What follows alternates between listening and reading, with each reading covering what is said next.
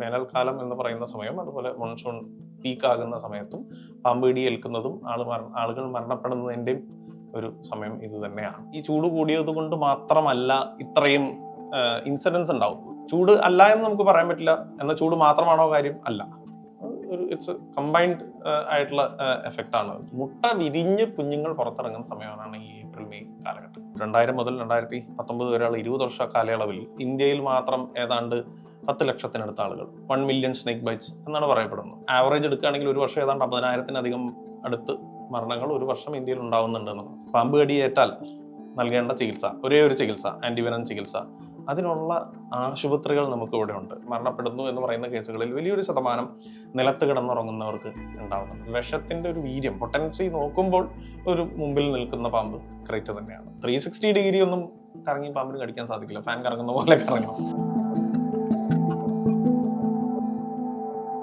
Right അവറിൽ ഹെർപ്പറ്റോളജിസ്റ്റ് Sandeep Das, സ്വാഗതം. ഈ വേനൽച്ചൂട് കൂടി ഉഷ്ണതരംഗം വരുന്ന ആ ഒരു സമയത്ത് നമുക്ക് പാമ്പ് കടി സംബന്ധിച്ചുള്ള വാർത്തകൾ ഏറെ വരുന്നുണ്ട്. ഇപ്പോൾ കുട്ടികൾ പോലും പാമ്പ് കടിയേറ്റ് വീട്ടിനുള്ളിൽ പോലും മരിച്ചു എന്നുള്ള വാർത്തകൾ വരുന്നുണ്ട്. ഈ കാലാവസ്ഥയിൽ ഉണ്ടാകുന്ന മാറ്റം പാമ്പുകളെ എങ്ങനെയാണ് സ്വാധീനിക്കുന്നത്? പാമ്പുകളുടെ ആക്ടിവിറ്റി കൂടുതലായി കാണുന്നുണ്ടോ ഇപ്പോൾ? ആക്ടിവിറ്റി കൂടുതൽ എന്ന് പറയുന്നതിനായിട്ടുള്ള ഉപരി ചൂട് എന്ന് പറയുന്നതുകൊണ്ട് ആക്ടിവിറ്റി കുറയാണ് ശരിക്കും ചെയ്യുന്നത്. അതായത് ഒരു ശീതരക്തജീവികളാണ്, കോൾഡ് ബ്ലഡഡ് ആനിമൽസ് ആണ്. ഇപ്പം മനുഷ്യർ പോലെയോ അല്ലെങ്കിൽ മറ്റ് പല ഈ പറഞ്ഞ വാം ബ്ലഡഡ് ജീവികളുടെ പോലെയോ പുറത്തെ ടെമ്പറേച്ചർ എന്താ അതനുസരിച്ച് നമ്മളുടെ ടെമ്പറേച്ചർ മെയിൻറ്റെയിൻ ചെയ്യുന്ന പോലെ പാമ്പുകൾക്കോ അല്ലെങ്കിൽ ഈ തവളകൾക്കോ മത്സ്യങ്ങൾക്കോ ഒന്നും സാധിക്കില്ല. എന്ന് വെച്ച് ഈ ചൂട് കൂടിയത് കൊണ്ട് മാത്രമല്ല ഇത്രയും ഇൻസിഡൻസ് ഉണ്ടാവുന്നത്. ശരിയാണ്, ചൂടൊരു കാരണമാണ്. അപ്പോൾ അവർ തണൽ തേടി ഒക്കെ പോകുന്നുണ്ട്. ഇപ്പം സാധാരണഗതിക്ക് ഒരു പക്ഷേ രാവിലെ ആക്റ്റീവ് ആകുന്ന ഒരു പാമ്പ് ഈ ചൂട് കൂടുന്ന സമയത്ത് ആക്ടിവിറ്റി ഒന്ന് കുറയ്ക്കും. മറ്റു ജീവികളെ പോലെ ഡെയിലി 2 നേരമോ 3 നേരമോ ഭക്ഷണം കഴിക്കേണ്ട അല്ലെങ്കിൽ കഴിക്കുന്ന ജീവികളല്ല പാമ്പുകൾ. അവരുടെ ബോഡി മെറ്റബോളിസം ഒക്കെ വളരെ അതനുസരിച്ച് പരിണമിച്ചിട്ടുള്ളതാണ്. അപ്പം പാമ്പുകൾ എന്ത് ചെയ്യും? ഈ ചൂട് കൂടുന്ന സ്ട്രെസ് വരുന്ന സമയത്ത് കൂടുതലും മാളങ്ങൾ പോലെയുള്ള അല്ലെങ്കിൽ ഈ പറയുന്ന അധികം ചൂടേൽക്കാത്ത സ്ഥലങ്ങൾ പ്രിഫർ ചെയ്യുന്നുണ്ട്. അപ്പോൾ ആക്ടിവിറ്റി പീരീഡ് ശരിക്കും പറഞ്ഞാൽ ഒന്ന് കുറയുകയാണ് ചെയ്യുന്നത്. പകരം ഈ പറയുന്ന വെയില് കുറയുന്ന, ചൂട് കുറയുന്ന സന്ധ്യാസമയങ്ങളിലും രാത്രി കാലങ്ങളിലും ഇവർ കുറച്ചും കൂടി അവരുടെ ആക്ടിവിറ്റി വ്യാപിപ്പിക്കുന്നുണ്ട്. ഇനി ഇപ്പോൾ ഇത്തരത്തിലൊരു സംഭവം ഉണ്ടാവുന്നതിന്റെ പ്രധാന കാരണം ചൂട് മാത്രമല്ല. ചൂട് ഒന്ന്, യെസ്. 2, നമുക്ക് പ്രശ്നമുണ്ടാക്കുന്ന അല്ലെങ്കിൽ മനുഷ്യ മരണത്തിനോ അല്ലെങ്കിൽ കാര്യമായിട്ടുള്ള അപകടങ്ങളോ ഉണ്ടാക്കുന്ന ബിഗ് 4-ൽ പെടുന്ന പാമ്പുകൾ. അതിലിപ്പോൾ നമുക്ക് കേരളത്തെ സംബന്ധിച്ചിടത്തോളം പ്രധാനമായിട്ടും 3 ഇനമാണ്. 4ാമത്തെ ഇനം താരതമ്യേന അപൂർവമാണ്. ഈ 3 ഇനം, മൂർക്കൻ, കോബ്ര എന്ന് പറയുന്ന മൂർക്കൻ, വൈപ്പർ എന്ന് പറയുന്ന അണലി, ക്രേറ്റ് എന്ന് പറയുന്ന വെള്ളിക്കെട്ടൻ. ഇവരുടെ എല്ലാം കുഞ്ഞുങ്ങൾ ഇപ്പോൾ മുട്ട വിരിഞ്ഞും, അതല്ല പണലിയാണെങ്കിൽ മുട്ട വയറിനകത്ത് വിരിഞ്ഞ് പ്രസവിക്കുന്ന പോലെ കുഞ്ഞുങ്ങൾ പുറത്തു വരുന്നൊരു സമയമാണ്. പ്രജനന സമയമാണ്. അതെ, പ്രജനനം.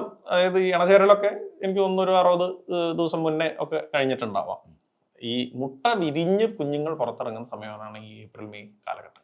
അപ്പൊ നമ്മൾ റെസ്ക്യൂ ചെയ്യുന്നതാവട്ടെ, അതല്ലെങ്കിൽ കടിയേറ്റ് മരണപ്പെടുന്ന കണക്കുകളാവട്ടെ, അത് എടുക്കുമ്പോൾ ഒരു കൃത്യമായിട്ടുള്ള ഒരു പാറ്റേൺ ഉള്ളത്. ഒന്ന്, ഈ മാർച്ച് ഏപ്രിൽ അല്ലെങ്കിൽ ഏപ്രിൽ മാസങ്ങളിലും 2ാമത്തെ ഒരു പീക്ക് വരുന്നത് ജൂലൈ ഓഗസ്റ്റ് പീക്ക് മൺസൂൺ സമയത്താണ്. അപ്പൊ ആ സമയത്ത് ചൂടല്ല, ആ സമയത്ത് മാളങ്ങളിലൊക്കെ വെള്ളം കയറുന്നു. അങ്ങനെ വീട്ടകങ്ങളിലേക്ക് പാമ്പുകൾ വരുന്നൊരവസ്ഥയാണ്.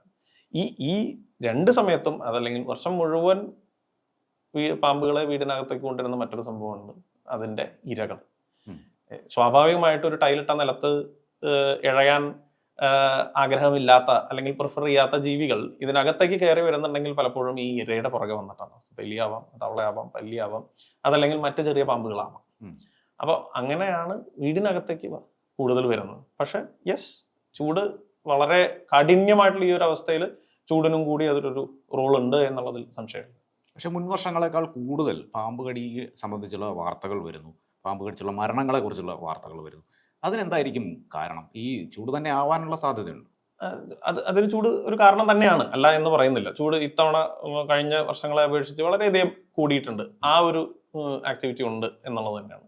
അത് മാത്രമല്ലാതെ എനിക്ക് തോന്നുന്നു കഴിഞ്ഞ ഒരു 5 വർഷം എടുക്കാം. 5 വർഷം എടുക്കുമ്പോൾ ഇപ്പോൾ സർപ്പ ആപ്പ് വന്നു, പലതരത്തിലുള്ള ഇടപെടലുകൾ ഉണ്ടാവുന്നു. റെസ്ക്യൂ എന്നുള്ള രീതിയിൽ മാത്രമല്ല, ബോധവൽക്കരണം എന്നുള്ള രീതിയിലും ഇടപെടലുകൾ ഉണ്ടാവുന്നു. ഇതെല്ലാം കൂടി ചേർന്നിട്ടാണ് ഇപ്പോൾ ഈ പറഞ്ഞൊരു 100-ലധികം ഉണ്ടായിരുന്ന മരണങ്ങൾ ഇന്ന് വളരെയധികം താഴോട്ട് വന്നിട്ടുണ്ട്. അത് പാമ്പ് കടിയേറ്റുള്ള 100-ലേറെ മരണങ്ങൾ. അതായത് 5 വർഷം മുമ്പത്തെ കണക്ക് പറയുന്നത് എനിക്ക് തോന്നുന്നു 130 എന്തോ ആണ് മരണങ്ങൾ ഉണ്ടായിരുന്നത്. അത് ഈ കഴിഞ്ഞ വർഷത്തെ ഈ എന്താ പറയുക 2024-25 കാലയളവ് എടുക്കുന്നു, അല്ലെങ്കിൽ 25-26 മാർച്ച് വരെയുള്ള 2025 മാർച്ച് മുതൽ അല്ലെങ്കിൽ ഏപ്രിൽ മുതൽ ഈ വരെ കാലയളവ് എടുത്താൽ 18 പേരാണ് മരണപ്പെട്ടിട്ടുള്ളത്. അപ്പം അത് എണ്ണം താഴോട്ടാണ് വന്നിട്ടുള്ളത്. മരണപ്പെടുന്നതിന്റെ എണ്ണം വളരെയധികം കുറഞ്ഞിട്ടുണ്ട്.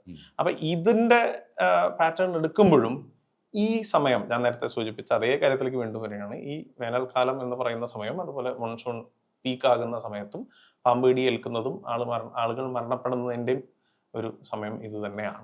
അപ്പം ചൂട് അല്ല എന്ന് നമുക്ക് പറയാൻ പറ്റില്ല. എന്നാൽ ചൂട് മാത്രമാണോ കാര്യം? അല്ല. ഇറ്റ്സ് കമ്പൈൻഡ് ആയിട്ടുള്ള എഫക്റ്റ് ആണ് ചൂടിന്റെ ഇരയെ തേടി വരുന്നതിന്റെ, അതുപോലെ തന്നെ ഈ പ്രജനന കാലത്തിന്റെ. അപ്പൊ ഇതെല്ലാം കൂടിയിട്ടാണ് ഇത്തരത്തിലൊരു ചൂടുകാലമാണ്, പാമ്പ് കടികൾ കൂടി വരുന്നുണ്ട് എന്നുള്ളത് സത്യമാണ്. പക്ഷെ അത് സംബന്ധിച്ചുള്ള വാർത്തകളും കൂടുന്നില്ല. ഇപ്പോൾ നീർക്കോലി കടിച്ചാലും വാർത്തയാകുന്ന ഒരു രീതിയല്ലേ കണ്ടുവരുന്നത്. അത് സങ്കടകരമാണ്. നല്ലതാണ്, ആളുകൾ കൂടുതൽ ശ്രദ്ധിക്കുന്നത് നല്ലതാണ്. പക്ഷേ ഭീതി ഉണ്ടാക്കുന്ന തരത്തിൽ ഇതിനെ കൈകാര്യം ചെയ്യുന്നത് വളരെ വളരെ മോശമായിട്ടുള്ളൊരു പ്രവണതയാണ്. ഇപ്പം ഒരു ഉദാഹരണം പറയുകയാണെങ്കിൽ, ഇപ്പം കഴിഞ്ഞ ദിവസം എൻ്റെ സുഹൃത്ത് റെസ്ക്യൂവിന് പോകുന്ന ഒരാളാണ്. സാധാരണഗതിക്ക് പരമാവധി ഒരു ദിവസം കിട്ടുന്ന ഒരു റെസ്ക്യൂ കോൾ എന്ന് പറയുന്നത് പരമാവധി സാധാരണഗതിക്ക് കിട്ടുന്ന ഒരു 10 കോളായിരിക്കും. 2 ദിവസം മുമ്പ് അദ്ദേഹത്തിന് ഒരു ദിവസം വന്ന റെസ്ക്യൂ കോൾ എന്ന് പറയുന്നത് ഏതാണ്ട് 73 കോളാണ്. അത് മോശമായിട്ടല്ല പറയുന്നത്, പക്ഷെ ആളുകൾ വളരെയധികം പാനിക്കായിട്ടുള്ള ഒരു സിറ്റുവേഷനിലേക്ക് എത്തുന്ന തരത്തിൽ. ഇപ്പം ഇന്നലെ ഒരു വാർത്ത, ഒരു കാർഡ് ഞാൻ കണ്ടു, ഒരു പ്രമുഖ ചാനലിന്റെ കാർഡാണ്. ഇന്നലെ മാത്രം 18 കടികൾ. അത് മരണമല്ല. ഈ 18-ൽ നമ്മൾ ഇവാലുവേറ്റ് ചെയ്ത് നോക്കുമ്പോൾ, നമ്മൾ ഈ പറയുന്ന പല സ്ഥലത്തും വിളിച്ചന്വേഷിക്കുമ്പോൾ ഈ 18-ൽ 2 എണ്ണേ വിഷമുള്ള കടിയുള്ളൂ. ബാക്കിയുള്ളതെല്ലാം വിഷമില്ലാത്ത മണ്ണൂലിയും ചൂരുപാമ്പും നീർക്കോലിയും അത്തരത്തിലുള്ള പാമ്പുകളാണ്. പക്ഷെ ആ കാർഡ് കാണുന്ന ജനങ്ങളിൽ ഉണ്ടാകുന്ന ഒരു പേടി എന്ന് പറയുന്നത് അത് ഭീകരമാണ്. ഒരു പാനിക് ആവുന്ന ഒരു സിറ്റുവേഷനാണ്. അത് ആശുപത്രിയിൽ ഒരു പാനിക് ഉണ്ടാക്കുന്നു. അത്തരത്തിൽ ആളുകളെ ഭയപ്പെടുത്തുന്ന തരത്തിലുള്ളൊരു വാർത്ത വരുന്നത്, അല്ലെങ്കിൽ വാർത്തകൾ ഉണ്ടാക്കുന്നത് സങ്കടകരമാണ്. അല്ലാത്ത പക്ഷം ഇത് ശ്രദ്ധിക്കേണ്ട ഒരു കാര്യമാണ്. വേനൽ സമയത്ത് കുഞ്ഞുങ്ങളാണെങ്കിലും നമ്മൾ കളിക്കാൻ വിടുന്നു, അവർ അവിടെ പോകുന്നു ഇവിടെ പോകുന്നു. അപ്പോൾ ഈ ഒരു കാര്യം വളരെയധികം അവരിൽ അവബോധം ഉണ്ടാക്കണം, അല്ലെങ്കിൽ സൂക്ഷിക്കണം. ചെന്ന് മറ്റേ പുല്ലിൻ്റെ ഇതിലും നേരെ ചെന്ന് കൈയിടരുത്, വടിവെച്ച് നോക്കി അല്ലെങ്കിൽ ഷൂ ഇടണം. ഇത്തരത്തിലുള്ള ആളുകളിലേക്ക് എത്തിക്കാൻ പറ്റുന്ന ഒരു അവസരം തന്നെയാണെന്നിരിക്കെ ഭീതിപ്പെടുത്തുന്ന തരത്തിലുള്ള വാർത്തകൾ ആശങ്ക ഉണ്ടാക്കുന്നതാണ്. സർപ്പാപ്പൂരുന്നു, അതുപോലെ തന്നെ ബോധവൽക്കരണങ്ങൾ നടക്കുന്നുണ്ട്. അപ്പോഴും ഈ പാമ്പ് കടിക്കുന്ന എണ്ണത്തിന് കുറവില്ല, പാമ്പ് കടിയേറ്റുള്ള മരണങ്ങൾക്ക് മാത്രമാണ് കുറവുണ്ടാകുന്നത് തോന്നുന്നുണ്ട്. അതിൽ നമ്മളൊരു കണക്കെടുക്കുകയാണെങ്കിൽ, 2000 മുതൽ 2019 വരെയുള്ള 20 വർഷ കാലയളവിൽ ഇന്ത്യയിൽ മാത്രം ഏതാണ്ട് 10 ലക്ഷത്തിനടുത്ത ആളുകൾ, 1 മില്യൺ സ്നേക്ക് ബൈറ്റ്സ് എന്നാണ് പറയപ്പെടുന്നത്. അപ്പം അത് നമ്മൾ ഒരു വാർഷിക ആവറേജ് എടുക്കുകയാണെങ്കിൽ ഒരു വർഷം ഏതാണ്ട് 50,000-ലധികം അടുത്ത് മരണങ്ങൾ ഒരു വർഷം ഇന്ത്യയിൽ ഉണ്ടാവുന്നുണ്ട് എന്നുള്ളത്. ഇതേ നമ്പർ നമ്മൾ കേരളത്തിലേക്ക് വരുമ്പോൾ വളരെ കുറവാണ്.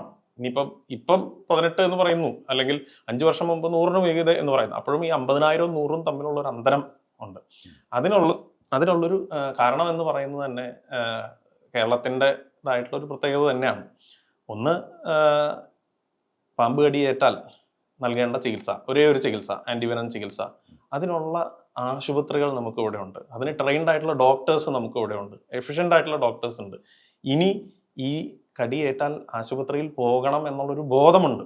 അത് പറയുമ്പോഴും അത് പോകാതെ മരണപ്പെടുന്ന ചില കേസുകൾ എല്ലാ വർഷവും ഉണ്ട്. അത് എടുത്തു പറയേണ്ട കാര്യമാണ്. എല്ലാ വർഷവും ഈ പറയുന്ന മരണപ്പെടുന്ന കണക്കുകളിൽ കൃത്യമായിട്ടുള്ള ശാസ്ത്രീയമായിട്ടുള്ള ചികിത്സാ രീതി അവലംബിക്കാതെ അശാസ്ത്രീയമായ രീതിയിലേക്ക് പോയി മരണപ്പെടുന്ന കേസുകളും ഉണ്ട്.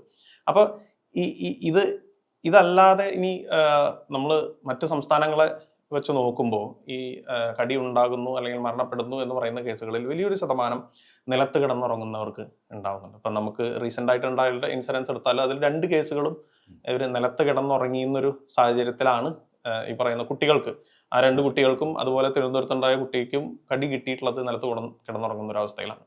അപ്പം ഇത് കാലങ്ങളായിട്ടുള്ള, ഇതിപ്പം ഇന്ത്യ എന്നല്ല, മറ്റ് പാമ്പ് കടി ഏൽക്കുന്ന ആഫ്രിക്ക പോലുള്ള പ്രദേശങ്ങളിലും എല്ലായിടത്തെയും ഡാറ്റ നമ്മൾ നോക്കുമ്പോൾ വലിയൊരു ശതമാനം ആളുകൾ മരണപ്പെടുന്നതോ അല്ലെങ്കിൽ ഈ പറയുന്ന മാതിരി പാമ്പ് കടിയേറ്റ് ബുദ്ധിമുട്ടുണ്ടാകുന്നതോ മണ്ണുമായി ബന്ധപ്പെട്ട് പണിയെടുക്കുന്ന കൃഷിക്കാരോ അതല്ലെങ്കിൽ ഇത്തരത്തിൽ പാമ്പുകൾ വസിക്കുന്ന തരത്തിലുള്ള ആവാസ വ്യവസ്ഥയിൽ പണിയെടുക്കേണ്ട വരുന്നവരോ സാമ്പത്തികമായിട്ട് കുറച്ച് പിന്നോക്കം നിൽക്കുന്നവരോ ആണ്. അതായത് അത്തരത്തിൽ ഉള്ളൊരു അവസ്ഥയിൽ ജോലി ചെയ്യേണ്ടി വരുമ്പോഴാണ് ഇവർ ഇത്തരത്തിൽ പാമ്പുകളുമായിട്ട് അഭിമുഖീകരിക്കേണ്ട സിറ്റുവേഷൻസ് വരുന്നത്. അതിനർത്ഥം നമുക്ക് നഗരങ്ങളിൽ പാമ്പുകൾ ഇല്ല എന്നല്ല, നഗരങ്ങളിലും പാമ്പുകളുണ്ട്, അവിടെയും കടികളുണ്ടാവുന്നു. പക്ഷെ വലിയൊരു ശതമാനം, ഇപ്പം അടുത്തിടെ വനംവകുപ്പ് ഡാറ്റയിൽ നിന്ന് ഒരു മനസ്സിലാക്കിയൊരു കാര്യം എന്ന് പറയുന്നത്, നമ്മുടെ തൊഴിലുറപ്പിന് പോകുന്നവർക്ക് ഇതിന്റെ കടി നല്ലോണം ഏൽക്കുന്നുണ്ട് എന്നുള്ളതാണ്. അപ്പോൾ അതൊരു ഫാക്ടർ. നേരത്തെ ചോദിച്ച ചോദ്യത്തിലേക്ക് വരുമ്പോൾ നമുക്ക് മരണങ്ങൾ എത്രയേ ഉള്ളൂ എന്ന് പറയുമ്പോൾ ഏതാണ്ട് 3000-നും 5000-നും 8000-നും ഒക്കെ ഇടയിൽ കടി ഒരു വർഷം ഉണ്ടാവുന്നുണ്ട്. അതിൽ വലിയൊരു ശതമാനം വിഷമില്ലാത്ത പാമ്പുകളായിരിക്കും. പിന്നെ ഒരു ശതമാനം വിഷമുള്ള പാമ്പുകളാണെങ്കിൽ തന്നെ അവരിൽ ഡ്രൈ ബൈറ്റ്സ് എന്ന് പറയുന്നൊരു സംഗതിയുണ്ട്. പാമ്പ് കടിക്കുന്നു, വിഷം ഇഞ്ചക്ട് ചെയ്യുന്നില്ല. അത് പ്രധാനമായിട്ടും പാമ്പുകളിൽ വിഷം പരിണമിച്ചിട്ടുള്ളത് ഒരുപക്ഷെ ഏറ്റവും ഒടുവിലത്തെ പഠനങ്ങളൊക്കെ പറയുന്ന ഈ അടുത്ത് ഒരു 20 ദശലക്ഷം വർഷങ്ങൾക്കിടയിലാണെന്നാണ്. അതായത് പാമ്പുകൾ ജുറാസിക് കാലഘട്ടത്തിൽ അല്ലെങ്കിൽ 100 മില്യൺ, ക്രിട്ടേഷ്യസ് പീരീഡ് 145 മില്യൺ ദശലക്ഷം വർഷങ്ങൾ കാലഘട്ടത്തിൽ പരിണമിച്ചു തുടങ്ങിയെങ്കിലും അവരിൽ വിഷം പരിണമിച്ചത് ഇതേപോലെ ഇരയെ കൊല്ലാനും അത് ദഹിപ്പിക്കാനും എന്നുള്ള രീതിയിലാണ് ഈ വിഷവും വിഷപ്പല്ലുകളും പരിണമിച്ചതായിട്ടുള്ള പഠനങ്ങൾ പറയുന്നു. അപ്പം ഈ വിഷപ്പാമ്പുകളിൽ തന്നെ ഇത് വിഷം അവരിൽ ഉണ്ടാവണം, വിഷം ഗ്രന്ഥിയിൽ ഈ വിഷം പ്രൊഡ്യൂസ് ചെയ്യണം എങ്കിൽ അത് വളരെയധികം എനർജി വേണ്ട ഒരു പ്രോസസ്സ് കൂടിയാണ്. അപ്പൊ ഈ വിഷം ഒരു ശത്രുവിന്റെ മേൽ കളയണോ അത് വേസ്റ്റ് ചെയ്യണമോ എന്നുള്ളൊരു സംഗതി പാമ്പുകളിലുണ്ട്. അപ്പൊ അത് ഒരു വെനം മീറ്ററിങ് എന്ന് പറയുന്ന ഒരു സംഗതി.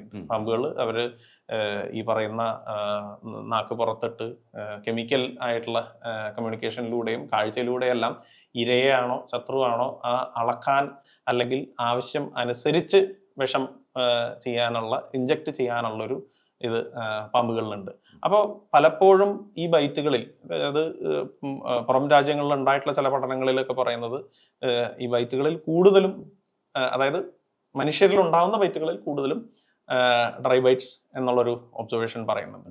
പക്ഷെ അപ്പോഴും അതിലും അല്ലാതെ ഡ്രൈ ബൈറ്റ് അല്ലാതെ വിഷം ഇഞ്ചക്ട് ചെയ്യുന്ന ബൈറ്റ്സും ഉണ്ട്. ഇപ്പം മനുഷ്യരിൽ തന്നെ പലതരത്തിലുള്ള ടെമ്പറമെന്റുള്ള ആളുകൾ പോലെ വളരെ അഗ്രസീവായിട്ട് ചെറിയ കടിയിൽ തന്നെ വളരെയധികം വിഷം ഇഞ്ചക്ട് ചെയ്യുന്ന തരത്തിലുള്ള ഒബ്സർവേഷൻസ് ഉണ്ട്.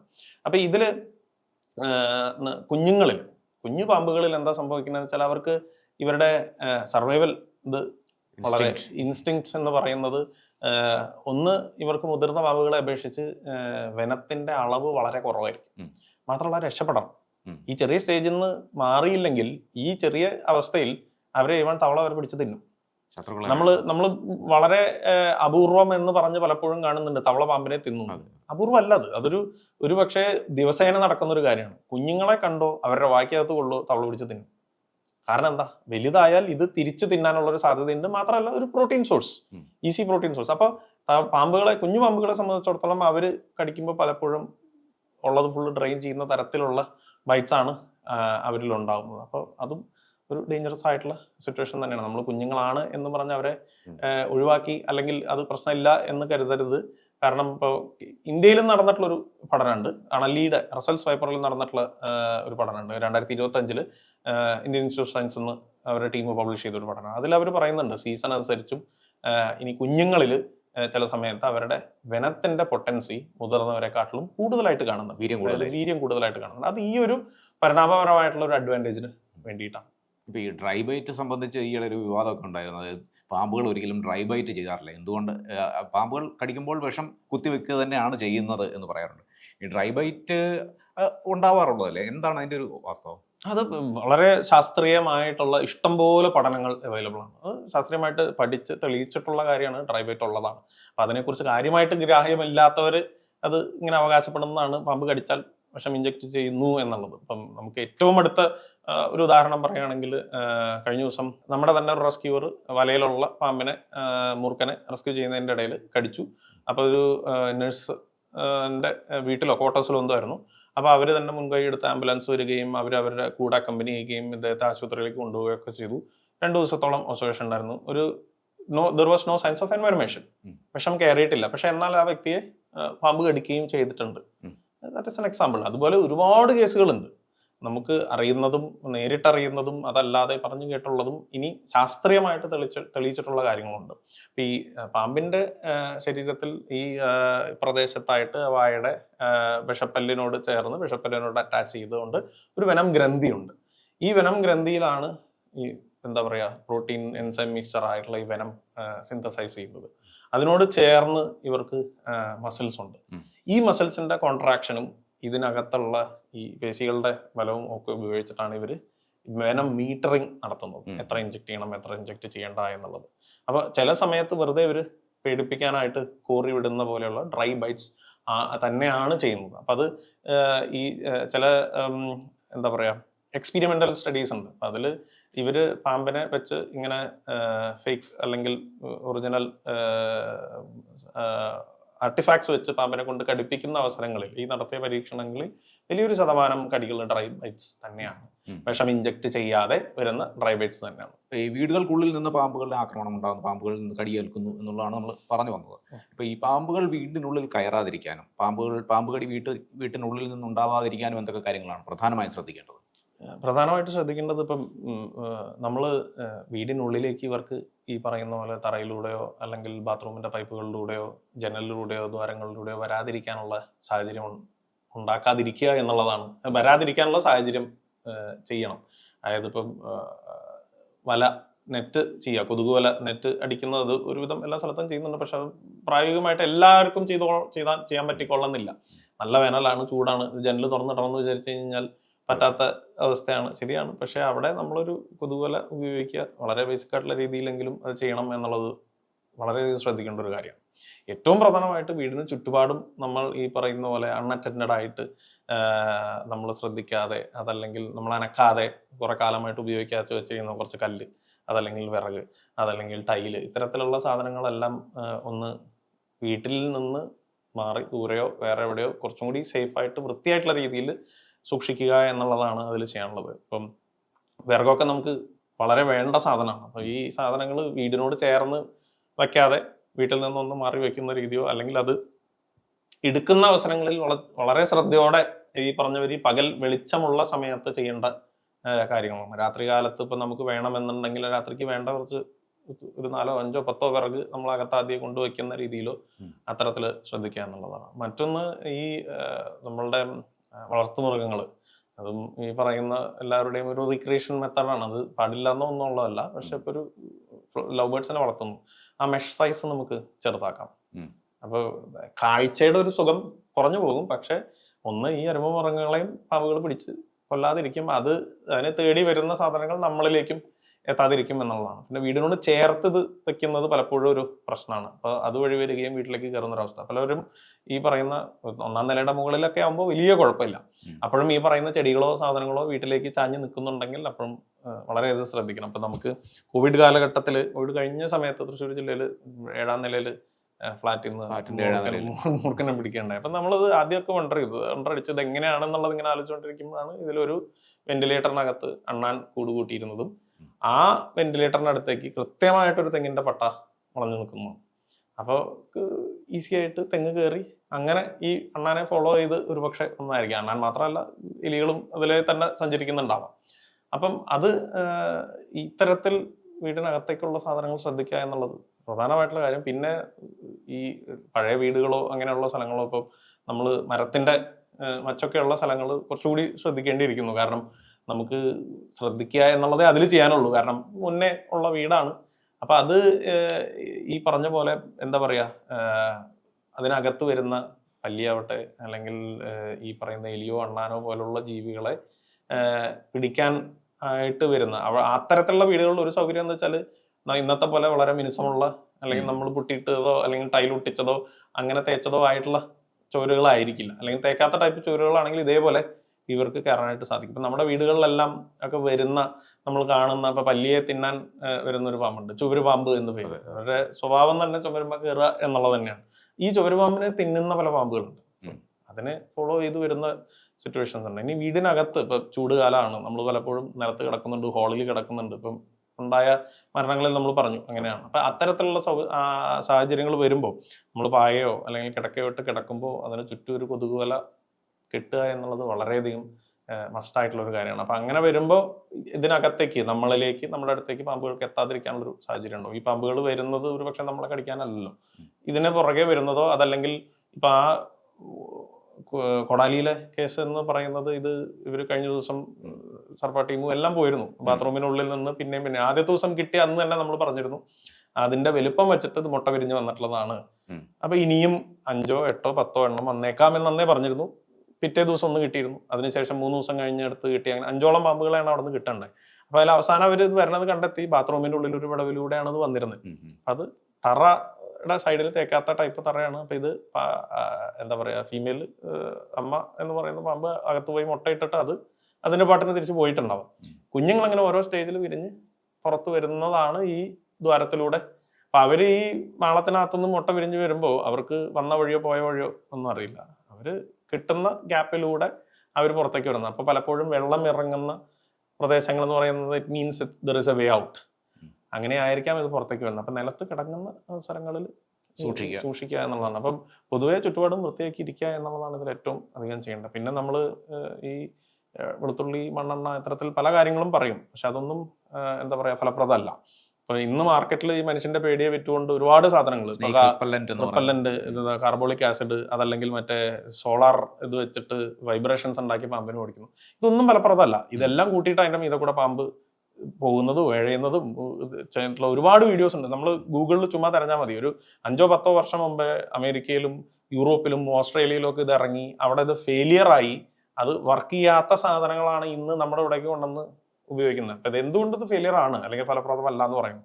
അപ്പൊ മണ്ണെണ്ണ ഒഴിച്ചു കഴിഞ്ഞാൽ അത് ഈ നാക്ക് പുറത്തിടുകയും ഈ അതിന്റെ പൊമറനേച്ചൽ ഓർഗൻ, ജേക്കബ്സൺസ് ഓർഗനിലൂടെ അത് മനസ്സിലാക്കുകയും ഒക്കെ ചെയ്യുന്നുണ്ടാവാം, അതിന് തിരിച്ചറിയുന്നുണ്ടാവാം.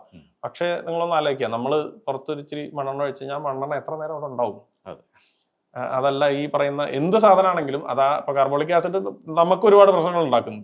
ഇതെല്ലാം ഒരു 5 10 മിനിറ്റ് പോട്ടെ, ഒരു അരമണിക്കൂർ കഴിഞ്ഞാൽ അത് അവിടെ ഇല്ലാതാവുകയാണ്. അപ്പം ചുരുക്കം പറഞ്ഞു കഴിഞ്ഞാൽ ഒരു പാമ്പ് വരാതെ മണ്ണെണ്ണ ഒഴിച്ചോ അല്ലെങ്കിൽ ഈ പറയുന്ന സാധനം ഒഴിച്ചോ പാമ്പ് വരാതിരിക്കണം എന്നുണ്ടെങ്കിൽ നമ്മളൊരു വീട് വെച്ച് വീടിന് ചുറ്റൊരു കുളം കുത്തി വർഷം മുഴുവൻ അതിനകത്ത് മണ്ണെണ്ണ നിറച്ച് വെക്കേണ്ടി വരും. അപ്പൊ പാമ്പ് വരില്ല. അല്ലാത്ത പക്ഷം ഇത് ആവിയായി പോവുകയാണ്. ഇത് അവർക്കൊരു ഡിറ്റർ ചെയ്യുമെന്ന് നമ്മൾ പറയാം. നമ്മൾ മേത്തൊഴിച്ചു കഴിഞ്ഞാൽ അവർക്ക് പൊള്ളുന്നു, ജീവനും കൊണ്ട് അത് ഓടുന്നു. അതല്ലെങ്കിൽ ഈ ഒരു ഇറിറ്റേഷൻ സാധനമാണ്. ഒരു കുപ്പിക്കകത്താണ്, ഒരു കൺഫൈൻഡ് സ്പേസിലാണ്, യെസ്. അതല്ലാതെ നമ്മളത് അടിക്കുമ്പോൾ ഇതുകൊണ്ട് ഒരു ഉപകാരം ഉണ്ടാവുന്നില്ല. പക്ഷെ ഇത് വിശ്വാസം എങ്ങനെയാ? നമുക്കിപ്പോൾ ഒരു 30 വയസ്സായ ആള്, ഒരു 50 വയസ്സായ ആള് ജീവിതത്തിൽ എത്ര തവണ അയാൾ പാമ്പിനെ കാണുന്നുണ്ട്? ആ പ്രായത്തിന്റെ അത്ര, ചിലപ്പോൾ 50 തവണയായിരിക്കും 50 വയസ്സ് ആള് കാണുന്നത്. അല്ലെങ്കിൽ ചിലപ്പോൾ ഒരു 20 തവണയായിരിക്കും, അല്ലെങ്കിൽ ഒരു 10 തവണയോ. നമ്മൾ ഒരു തവണ കണ്ടു, അത് കഴിഞ്ഞ് കാണുന്നത് പിന്നെ മാസങ്ങളും ചിലപ്പോൾ വർഷങ്ങൾ കഴിഞ്ഞിട്ടായിരിക്കും. അപ്പൊ നമ്മളിത് കണ്ടു, കുറച്ച് മണ്ണെണ്ണ ഒഴിച്ചു, അല്ലെങ്കിൽ വെളുത്തുള്ളി ഒഴിച്ചു, അല്ലെങ്കിൽ പാൽക്കായ ഒഴിച്ചു. അപ്പൊ എന്താ സംഭവിക്കുന്നത്? പിന്നെ അതിനെ കാണുന്നത് ചിലപ്പോൾ ഒരു 3 മാസം കഴിഞ്ഞോ അല്ലെങ്കിൽ 4 മാസം കഴിഞ്ഞോ ചിലപ്പോൾ കാണുന്നില്ല. നമ്മൾ ഒബ്വിയസ്ലി ഇതുമായിട്ട് ടൈ ചെയ്തു, ഓക്കെ അന്ന് ഇത് ഒഴിച്ചുകൊണ്ട് ഇത് വന്നില്ല. പക്ഷെ അതിൽ ശാസ്ത്രീയ അടിസ്ഥാനം നോക്കുമ്പോൾ നമ്മൾ ഈ പറയുന്ന മണ്ണെണ്ണ ഇത് ഒഴിച്ച് അത് ആവിയായി പോവുകയാണ്, അല്ലെങ്കിൽ പറ്റി പോവുകയാണ്. അത് ഒരു തരത്തിലും ഇതിനെ ഡിറ്റർ ചെയ്യുന്ന ഫലപ്രദമായിട്ടുള്ളൊരു മാർഗമല്ല. മറ്റൊന്നാണ് ഈ വെളുത്തുള്ളിയുടെ മണമുള്ള പൂവുള്ള ഒരു ചെടിയുണ്ട്. ഇത് വളർത്തി കഴിഞ്ഞാൽ പാമ്പ് വരില്ല എന്ന് പറഞ്ഞ് അത് വീടിന്റെ മുകളിൽ കൂടി തന്നെ വളർത്തുന്ന ഒരു രീതി കണ്ടിട്ടുണ്ട്. അതും ഒട്ടും ഫലപ്രദമായിട്ടുള്ള ഒരു സംഗതിയാണ്. ഇതേപോലെ തന്നെയാണ് ഇതേ മരത്തിന്റെ മീതെ അല്ലെങ്കിൽ ഈ പറയുന്ന പല ചെടികളുണ്ട്, പല സാധനങ്ങൾ പറയുന്നുണ്ട്, ഒരുപാട് സാധനങ്ങൾ പറയുന്നത്. ഇതിലൊക്കെ പാമ്പ് വന്ന് ചുറ്റിയിരിക്കുന്നത് നമുക്ക് കാണാനായിട്ട് സാധിക്കും.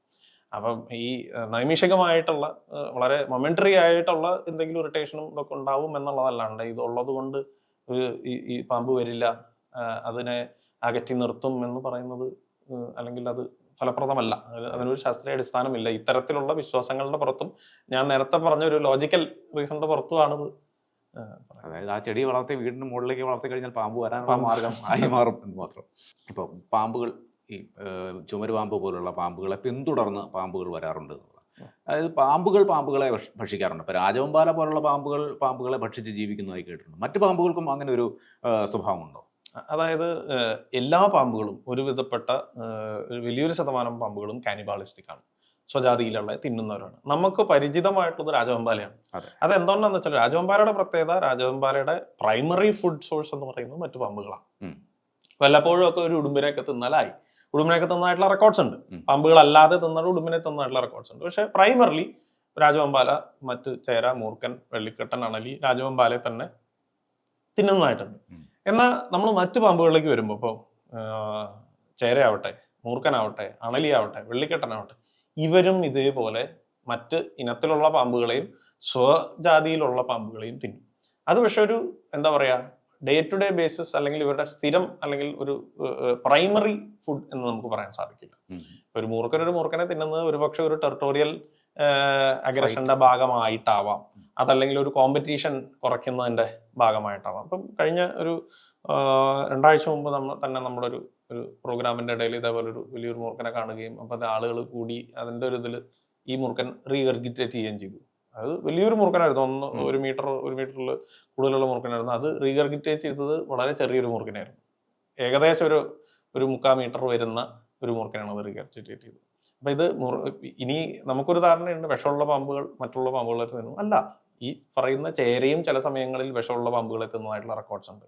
അല്ലെങ്കിൽ മണ്ണൂലി, തീർത്തും വിഷമില്ലാത്ത കോമൺ സാൻബോവ, പൂഴിപ്പൊളയൻ, മണ്ണൂലി എന്നൊക്കെ പറയുന്ന പാമ്പ്, ഇതും അണലിയെ പോലുള്ള പാമ്പുകളെ ഒക്കെ പിടിച്ച് തിന്നതിനുള്ള റെക്കോർഡ്സ് ഉണ്ട്. മലമ്പാമ്പുകൾ. അപ്പൊ പാമ്പുകൾ കാനിബാളിസ്റ്റിക് ആണ്. നമുക്ക് രാജവെമ്പാല മാത്രമാണ് നമുക്ക് പരിചയം എന്നുള്ളത് കൊണ്ടാണ്. ഇപ്പോൾ ഈ അടുത്തിടെ ഉണ്ടായ സംഭവങ്ങൾ, ഇപ്പോൾ കുട്ടികൾ മരിച്ച സംഭവങ്ങൾ, വെള്ളിക്കെട്ടൻ്റെ കടിയേറ്റാണ് മരിച്ചത് എന്ന് പറഞ്ഞു. ഈ വെള്ളിക്കെട്ടൻ്റെ കടി അത്ര പെട്ടെന്ന് തിരിച്ചറിയാൻ പറ്റാത്ത തരത്തിലുള്ള കടിയാണോ? എന്താണ് അതിൻ്റെ ഒരു ശാസ്ത്രീയ വശം? അതിൽ പ്രശ്നം എന്ന് പറയുന്നത് നമുക്ക് ഇപ്പം ബിഗ് 4 എന്ന് പറയുന്ന പാമ്പ്, മനുഷ്യമരണത്തിന് കാരണമാകുന്ന 4 ഇനം പാമ്പുകൾ, സ്പെക്ടക്കിൾ കോബ്ര, നായ എന്ന ശാസ്ത്രീയമുള്ള മൂർഖൻ, ബംഗാറ സെറൂലിയസ് എന്ന ശാസ്ത്രീയനാമമുള്ള കോമൺ ക്രൈറ്റ്സ്, വെള്ളിക്കെട്ടൻ, ശങ്കുരയൻ, വളവളപ്പൻ എന്നൊക്കെ നമ്മൾ പറയുന്ന പാമ്പ്. പിന്നെ മറ്റു 2 ഇനങ്ങൾ റസൽസ് വൈപ്പർ, ചേനത്തണ്ടൻ, അണലി, തെക്കിലപ്പുളി, ചുരുട്ട എന്നൊക്കെ പറയുന്ന, മഞ്ചട്ടി എന്നൊക്കെ പറയുന്ന റസൽസ് വൈപ്പർ. ഇപ്പൊ 360 ഡിഗ്രി എന്നൊരു പേരുണ്ട്. അത് തമാശയായിട്ട് പറയുന്നതാണ്. കാരണം 360 ഡിഗ്രി കടിക്കണമെങ്കിൽ ഫാൻ കറങ്ങുന്ന പോലെ കറങ്ങണം. അങ്ങനെ ഒന്നും കറങ്ങില്ല, പക്ഷെ അവരുടെ റിഫ്ലക്സ് കാരണം വന്നൊരു പേരാണ്. 4ാമത് സോസ്കെയിൽഡ് വൈപ്പർ, ഇർച്ചോൾ ശൽക്കണലി എന്ന് മലയാളം ട്രാൻസ്ലേഷൻ, ചുരുട്ടമണ്ഡലി, രക്തമണ്ഡലി എന്നൊക്കെ വിളിക്കും. അത് എക്കിസ് കാരനേറ്റസ് എന്നാണ് ശാസ്ത്രീയ നാമം. കേരളത്തെ സംബന്ധിച്ച് പറയുമ്പോൾ താരതമ്യേന മറ്റു പാമ്പുകളെ അപേക്ഷിച്ച് കുറച്ച് അപൂർവമാണ്. നമുക്ക് കാസർഗോഡിലെ ചെങ്കൽ കുന്നുകളും കണ്ണൂരും കാസർഗോഡ് ബോർഡർ ആയിട്ടുള്ള പ്രദേശങ്ങൾ, പിന്നെ പാലക്കാട് ജില്ലയിലെ നമ്മുടെ വാളയാർ കഞ്ചിക്കോട് പ്രദേശങ്ങൾ, അട്ടപ്പാടി, ഇടുക്കി ജില്ലയിലെ ചിന്നാർ, ഇത്രയും വളരെ ചെറിയൊരു പ്രദേശത്ത്, അതേപോലെ തിരുവനന്തപുരത്ത് തമിഴ്നാടായിട്ട് അതിർത്തി പങ്കിടുന്ന വരണ്ട പ്രദേശങ്ങളിലാണ് ഇത് കൂടുതലും കാണുന്നത്. ചെറിയൊരു പാമ്പാണ്. മാത്രമല്ല ഇപ്പൊ പാലക്കാട് ജില്ലയിലാണ് ഇതിന്റെ ബൈറ്റുകൾ കൂടുതൽ വരുന്നത്. നമുക്ക് പരിചയമുള്ള ഡോക്ടർ ജോബി ഉണ്ട്. അദ്ദേഹത്തിന്റെ വാക്കുകൾ ഞാൻ മനസ്സിലാക്കുന്നത് ഏതാണ്ട് 30-40 കേസുകൾ അദ്ദേഹം ഈ സോസ്കെയിൽഡിന്റെ ബൈറ്റ് തന്നെ ട്രീറ്റ് ചെയ്തിട്ടുണ്ട്. ആരും മരണപ്പെട്ടിട്ടില്ല, എല്ലാവരും രക്ഷപ്പെട്ടിട്ടുണ്ട് എന്നാണ് പറയുന്നത്. പക്ഷെ ഇതേ സാധനം നോർത്തിലേക്ക് പോകുമ്പോൾ ഒരുപാട് മരണം ഉണ്ടാക്കുന്നുണ്ട്. അതൊരു വസ്തുതയാണ്. അപ്പൊ ഈ 4 പാമ്പുകൾ, ഇതില് ആദ്യത്തെ 2 നമ്മുടെ നാഡീവ്യൂഹത്തെ ന്യൂറോടോക്സിക് ആണ്, ക്രൈറ്റും കോബ്രയും. മറ്റു 2 ഹീമോടോക്സിക് ആണ്, നമ്മുടെ രക്തത്തെ, സർക്കുലേറ്ററി സിസ്റ്റത്തെ ബാധിക്കുന്നത്. അപ്പൊ അതില് ക്രൈറ്റിന്റെ പ്രശ്നം എന്ന് പറയുന്നത് ഈ 4 പേരിൽ വിഷത്തിന്റെ ഒരു വീര്യം, പൊട്ടൻസി നോക്കുമ്പോൾ ഒരു മുമ്പിൽ നിൽക്കുന്ന പാമ്പ് ക്രൈറ്റ് തന്നെയാണ്. ഈ ക്രൈറ്റിന്റെ ഒരു പ്രശ്നം എന്ന് പറയുന്നത് അവരുടെ വിഷപ്പല്ലുകൾ നന്നായി ചെറിയ വിഷപ്പല്ലുകളാണ്, തിന്നായിട്ടുള്ള വിഷപ്പല്ലുകളാണ്. അപ്പൊ അതുകൊണ്ട് തന്നെ പലപ്പോഴും ചിലപ്പോൾ കടിക്കുന്നത്, അല്ലെങ്കിൽ ഇങ്ങനെ കടിക്കുന്നത് നമ്മളൊരു പക്ഷെ ഒരു എന്തെങ്കിലും കടിച്ചു എന്നുള്ള രീതിയിൽ നമ്മൾ അറിയാനുള്ള സാധ്യത വളരെ കുറവാണ്. ഇത് നൊക്ടേണൽ ആണ്, രാത്രീഞ്ചരനായിട്ടുള്ള പാമ്പുകളാണ്. കംപ്ലീറ്റ്ലി നമ്മൾ നല്ല ഉറക്കം വരുന്ന സമയത്തൊക്കെ ആയിരിക്കാം ഒരു പക്ഷേ ഇവർ വരുന്നത്, ഇത്തരത്തിൽ വീടിനകത്ത് കയറുന്നു. അപ്പൊ നേരത്തെ പറഞ്ഞ പോലെ തന്നെ കിടക്കുന്ന സമയത്ത് നമ്മുടെ ഇടയിലേക്ക് വരുന്നു. ഈ ഇടയിലേക്ക് വരുന്നത് അത് ആ വഴി പോകുന്നതാവാം. അപ്പൊ നമ്മൾ കിടക്കുമ്പോൾ അനങ്ങാതെ കിടക്കുന്നവരല്ല, നമ്മൾ അനങ്ങുന്നു, തിരിയുന്നു. മാത്രമല്ല നമ്മൾ ജീവനുള്ള ഒരു ജീവി കൂടിയാണ്. അപ്പൊ അത് ഒരു മൂവ്മെന്റ് ആയിരിക്കും അത് ട്രിഗർ ആവുന്നത്. അല്ലെങ്കിൽ നമ്മൾ അതിന്റെ മേത്ത് കാല് വെക്കുമ്പോഴോ അതിനെ തൊടുമ്പോഴോ ഒക്കെ ആയിരിക്കും അത് ട്രിഗർ ആവുന്നത്, ബൈറ്റ് ചെയ്യുന്നത്. അപ്പൊ പലപ്പോഴും സംഭവിക്കുന്നത് എന്താ വെച്ചാൽ ഈ കടി അറിയുന്നില്ല. അപ്പൊ ഇത് ആദ്യത്തെ സംഭവമല്ല. മുൻപ് വയനാട്ടില് ഷൈല ഷെറിൻ എന്ന് പറയുന്ന കുട്ടി മരിച്ചൊരു ഇൻസിഡന്റ്. ഇപ്പൊ സർപ്പയൊക്കെ തുടങ്ങുന്നതിന്റെ കാരണത്തിലൊന്ന് ആ മരണമൊക്കെയാണ് ഉണ്ടായി. എന്താണെന്ന് അറിഞ്ഞില്ല, അത് കഴിഞ്ഞ് എന്താ ചെയ്യേണ്ടതെന്ന് അറിയുന്നില്ല. അങ്ങനത്തെ ഒരുപാട് പ്രശ്നങ്ങൾ അതിലുണ്ടായിരുന്നു. അപ്പൊ ഈ ക്രൈറ്റ് ബൈറ്റിന്റെ ഒരു പ്രശ്നം എന്ന് പറയുന്നത് ഇതാണ്. നന്നേ ചെറിയ വിഷപ്പല്ലുകളായതുകൊണ്ടും ഇവരങ്ങനെ ഒരു മറ്റ് മൂർഖൻ പോലെ പത്തി വിടർത്തി അഗ്രസീവായിട്ട് നിൽക്കുന്നില്ല, അല്ലെങ്കിൽ ഭയങ്കരമായിട്ടുള്ളൊരു ബൈറ്റ് ചെയ്യുന്നില്ല. ചെറിയ ബൈറ്റിൽ തന്നെ ഇവർക്ക് വെനം ഇഞ്ചക്ട് ചെയ്യാൻ സാധിക്കുന്നുണ്ട്. നമ്മളിപ്പോൾ കഴിഞ്ഞ ഈ സങ്കടകരമായിട്ടുള്ള ഇതിലും നമ്മൾ കണ്ടു. അതായത് നന്നേ ചെറിയൊരു പാമ്പാണ് കടിച്ചിട്ടുള്ളത്. അപ്പം ആ ചെറിയ പാമ്പ് കടിച്ചിട്ടും ഇത്രയും ഡെഡ്ലി ആയിട്ടുള്ളൊരു അവസ്ഥ ഉണ്ടായി. അതായത് മൂത്ത കുട്ടിക്ക് വളരെ സീരിയസ് ആവുകയും ചെയ്തല്ലോ, ഒരു കുട്ടി മരിക്കുകയും ചെയ്യുന്ന ഒരു അവസ്ഥ ഉണ്ടായി. അതാണ് ക്രൈറ്റിന്റെ ഒരു പ്രശ്നം. നമ്മൾ ആകെ മൊത്തം ഈ പറയുന്ന മരണങ്ങളും അതിൽ കടിച്ച പാമ്പുകളും ഒക്കെ എടുക്കുമ്പോൾ ശരിക്കും പറഞ്ഞാൽ ക്രൈറ്റ് താരതമ്യേന നമുക്ക് വളരെ അപൂർവമാണ്. നമ്മൾ റെസ്ക്യൂ ഡാറ്റ നോക്കുമ്പോഴും മൂർഖനും അണലിയും ഈ പറയുന്ന മലമ്പാമ്പ്, ചേര അല്ലെങ്കിൽ മണ്ണൂലി, അങ്ങനെ ഒരു ഒട്ടനവധി പാമ്പുകളുടെയൊക്കെ വളരെ താഴെയാണ് നമുക്ക് ക്രേറ്റ് കിട്ടുന്നത്. അത് ഏറ്റവും പ്രധാനമായിട്ട് ക്രേറ്റിനെ കൂടുതലും ഈ രാത്രി, ഇപ്പം ഞാൻ പറയുന്ന അണലിയോ മൂർഖനോ ഒന്നും രാത്രി കാണില്ല എന്നുള്ളതല്ല, പക്ഷെ അവരെ കാട്ടിലും കൂടുതൽ ഈ പറയുന്ന പലപ്പോഴും 2 മണി 3 മണി നമ്മൾ അധികം ആക്റ്റീവ് അല്ലാത്ത സമയങ്ങളിൽ ആണ് ഈ പറയുന്ന ഇവരുടെ ആക്ടിവിറ്റി കൂടുതലും കാണുന്നത്. ഇപ്പം വളരെ അപൂർവമായിട്ടാണ് ഇപ്പൊ രാവിലെ സമയങ്ങളിലൊക്കെ, അതിപ്പോ ഈ പറഞ്ഞ പോലെ ഇവര് റെസ്റ്റ് ചെയ്യുന്ന മാളത്തിനകത്തോ ആ മാളം പൊളിയുമ്പോഴോ, അല്ലെങ്കിൽ ഇപ്പൊ ആ സ്കൂളിൽ ഉണ്ടായ ഇൻസിഡന്റ് എന്ന് പറയുന്ന രാവിലെയാണ് ഉണ്ടായിട്ടുള്ളത്. അപ്പൊ അത് രാത്രി സഞ്ചാരവും അല്ലെങ്കിൽ ഇരവിടത്തവും കഴിഞ്ഞ് റെസ്റ്റ് ചെയ്യുന്ന സമയത്താവാം ഇത് ഇത്തരത്തിലൊരു അപകടം ഉണ്ടായത്. മാളം പൊളിയുകയോ മാളത്തിനുള്ളിൽ വേറെ എന്തെങ്കിലും വരികയോ. അപ്പൊ അവര് സ്വാഭാവികമായിട്ട് ഉണ്ടാക്കുന്ന മാളങ്ങളല്ല, ഇത് എലികൾ ഉണ്ടാക്കുന്ന മാളമായിരിക്കാം, അല്ലെങ്കിൽ വേറെ പല ജീവികൾ ഉണ്ടാക്കുന്ന മാളങ്ങളായിരിക്കാം. ഇവർ ആ തരത്തിലുള്ള മാളങ്ങൾ ഉപയോഗിക്കുന്നതാണ്. അപ്പൊ അതിനകത്ത് വേറൊരു ശത്രു വരുമ്പോൾ ഇവർ ചിലപ്പോൾ രാവിലെ ആവുമ്പോൾ ചിലപ്പോൾ പുറത്ത് വന്നേക്കാം. പാമ്പുകളുടെ സാന്നിധ്യം ഉള്ള ഇടങ്ങളിൽ ഇപ്പം കഴിഞ്ഞ ദിവസം നമ്മളൊരു വാർത്ത കണ്ടിരുന്നു, ഒരു പൂച്ച അണലി കുഞ്ഞുങ്ങളെ കൊന്നു, പൂച്ചയും കുഞ്ഞുങ്ങളും ചേർന്ന് അണലി കുഞ്ഞുങ്ങളെ കൊന്നു. ഇപ്പം ഈ പൂച്ച പോലുള്ള വളർത്തു മൃഗങ്ങൾ നമ്മളെ ഈ പാമ്പുകളിൽ നിന്ന് സംരക്ഷിക്കുന്നതാണോ? അങ്ങനെ ഒരു പെറ്റിനെ വളർത്തിയാൽ പാമ്പിനെ അകറ്റി നിർത്താൻ കഴിയും? അത് നമ്മൾ വളരെയധികം ശ്രദ്ധിച്ച് കൈകാര്യം ചെയ്യേണ്ട ഒരു സംഗതിയാണ്. അതിൽ നോക്കുമ്പോൾ ഒരു പക്ഷേ പൂച്ചയേക്കാൾ ഉപരി നായ്ക്കളാണ് ഈ പാമ്പുമായിട്ട് മത്സരിക്കാനും ഇതിനും പോകുന്നതും. പലപ്പോഴും നായ്ക്കൾ കടിയേറ്റ് മരണപ്പെടുന്ന ഒരു അവസ്ഥ ഉണ്ടാവുന്നത്. ഈ പൂച്ച അവരുടെ ഒരു ബേസിക് ഹണ്ടിങ് ഇൻസ്റ്റിങ്ക്റ്റ് ആണ്. പൂച്ച തിന്നാൻ വേണ്ടിയിട്ട് എന്നുള്ള രീതിയിൽ ഒരു കളിക്കുന്ന രീതിയിലാണ് ഇവർ, പാമ്പെന്നല്ല മറ്റിപ്പോൾ ഓന്താവട്ടെ അതല്ലെങ്കിൽ ഈ പറയുന്ന ചെറുജീവികളാവട്ടെ, അവരുടെ അടുത്ത് ആ രീതിയിലൊരു പ്ലേഫുൾ ബിഹേവിയർ എന്നുള്ള രീതിയിലും ആണ് പൂച്ച ഇടപെടുന്നത്. അപ്പോൾ വലിയ പാമ്പുകളുടെ അടുത്തും വലിയ അണലിയോ മൂർഖന്റെ അടുത്തൊന്നും ഇത്തരത്തിൽ സർക്കസ് കാണിക്കാൻ പൂച്ചയും നിൽക്കാറില്ല. പലപ്പോഴും കുഞ്ഞു പാമ്പുകളുടെ അടുത്താണ് ഇത് ഉള്ളത്. ഇപ്പം പൂച്ചയ്ക്കൊരു ഹീറോ പരിവേഷമാണ്.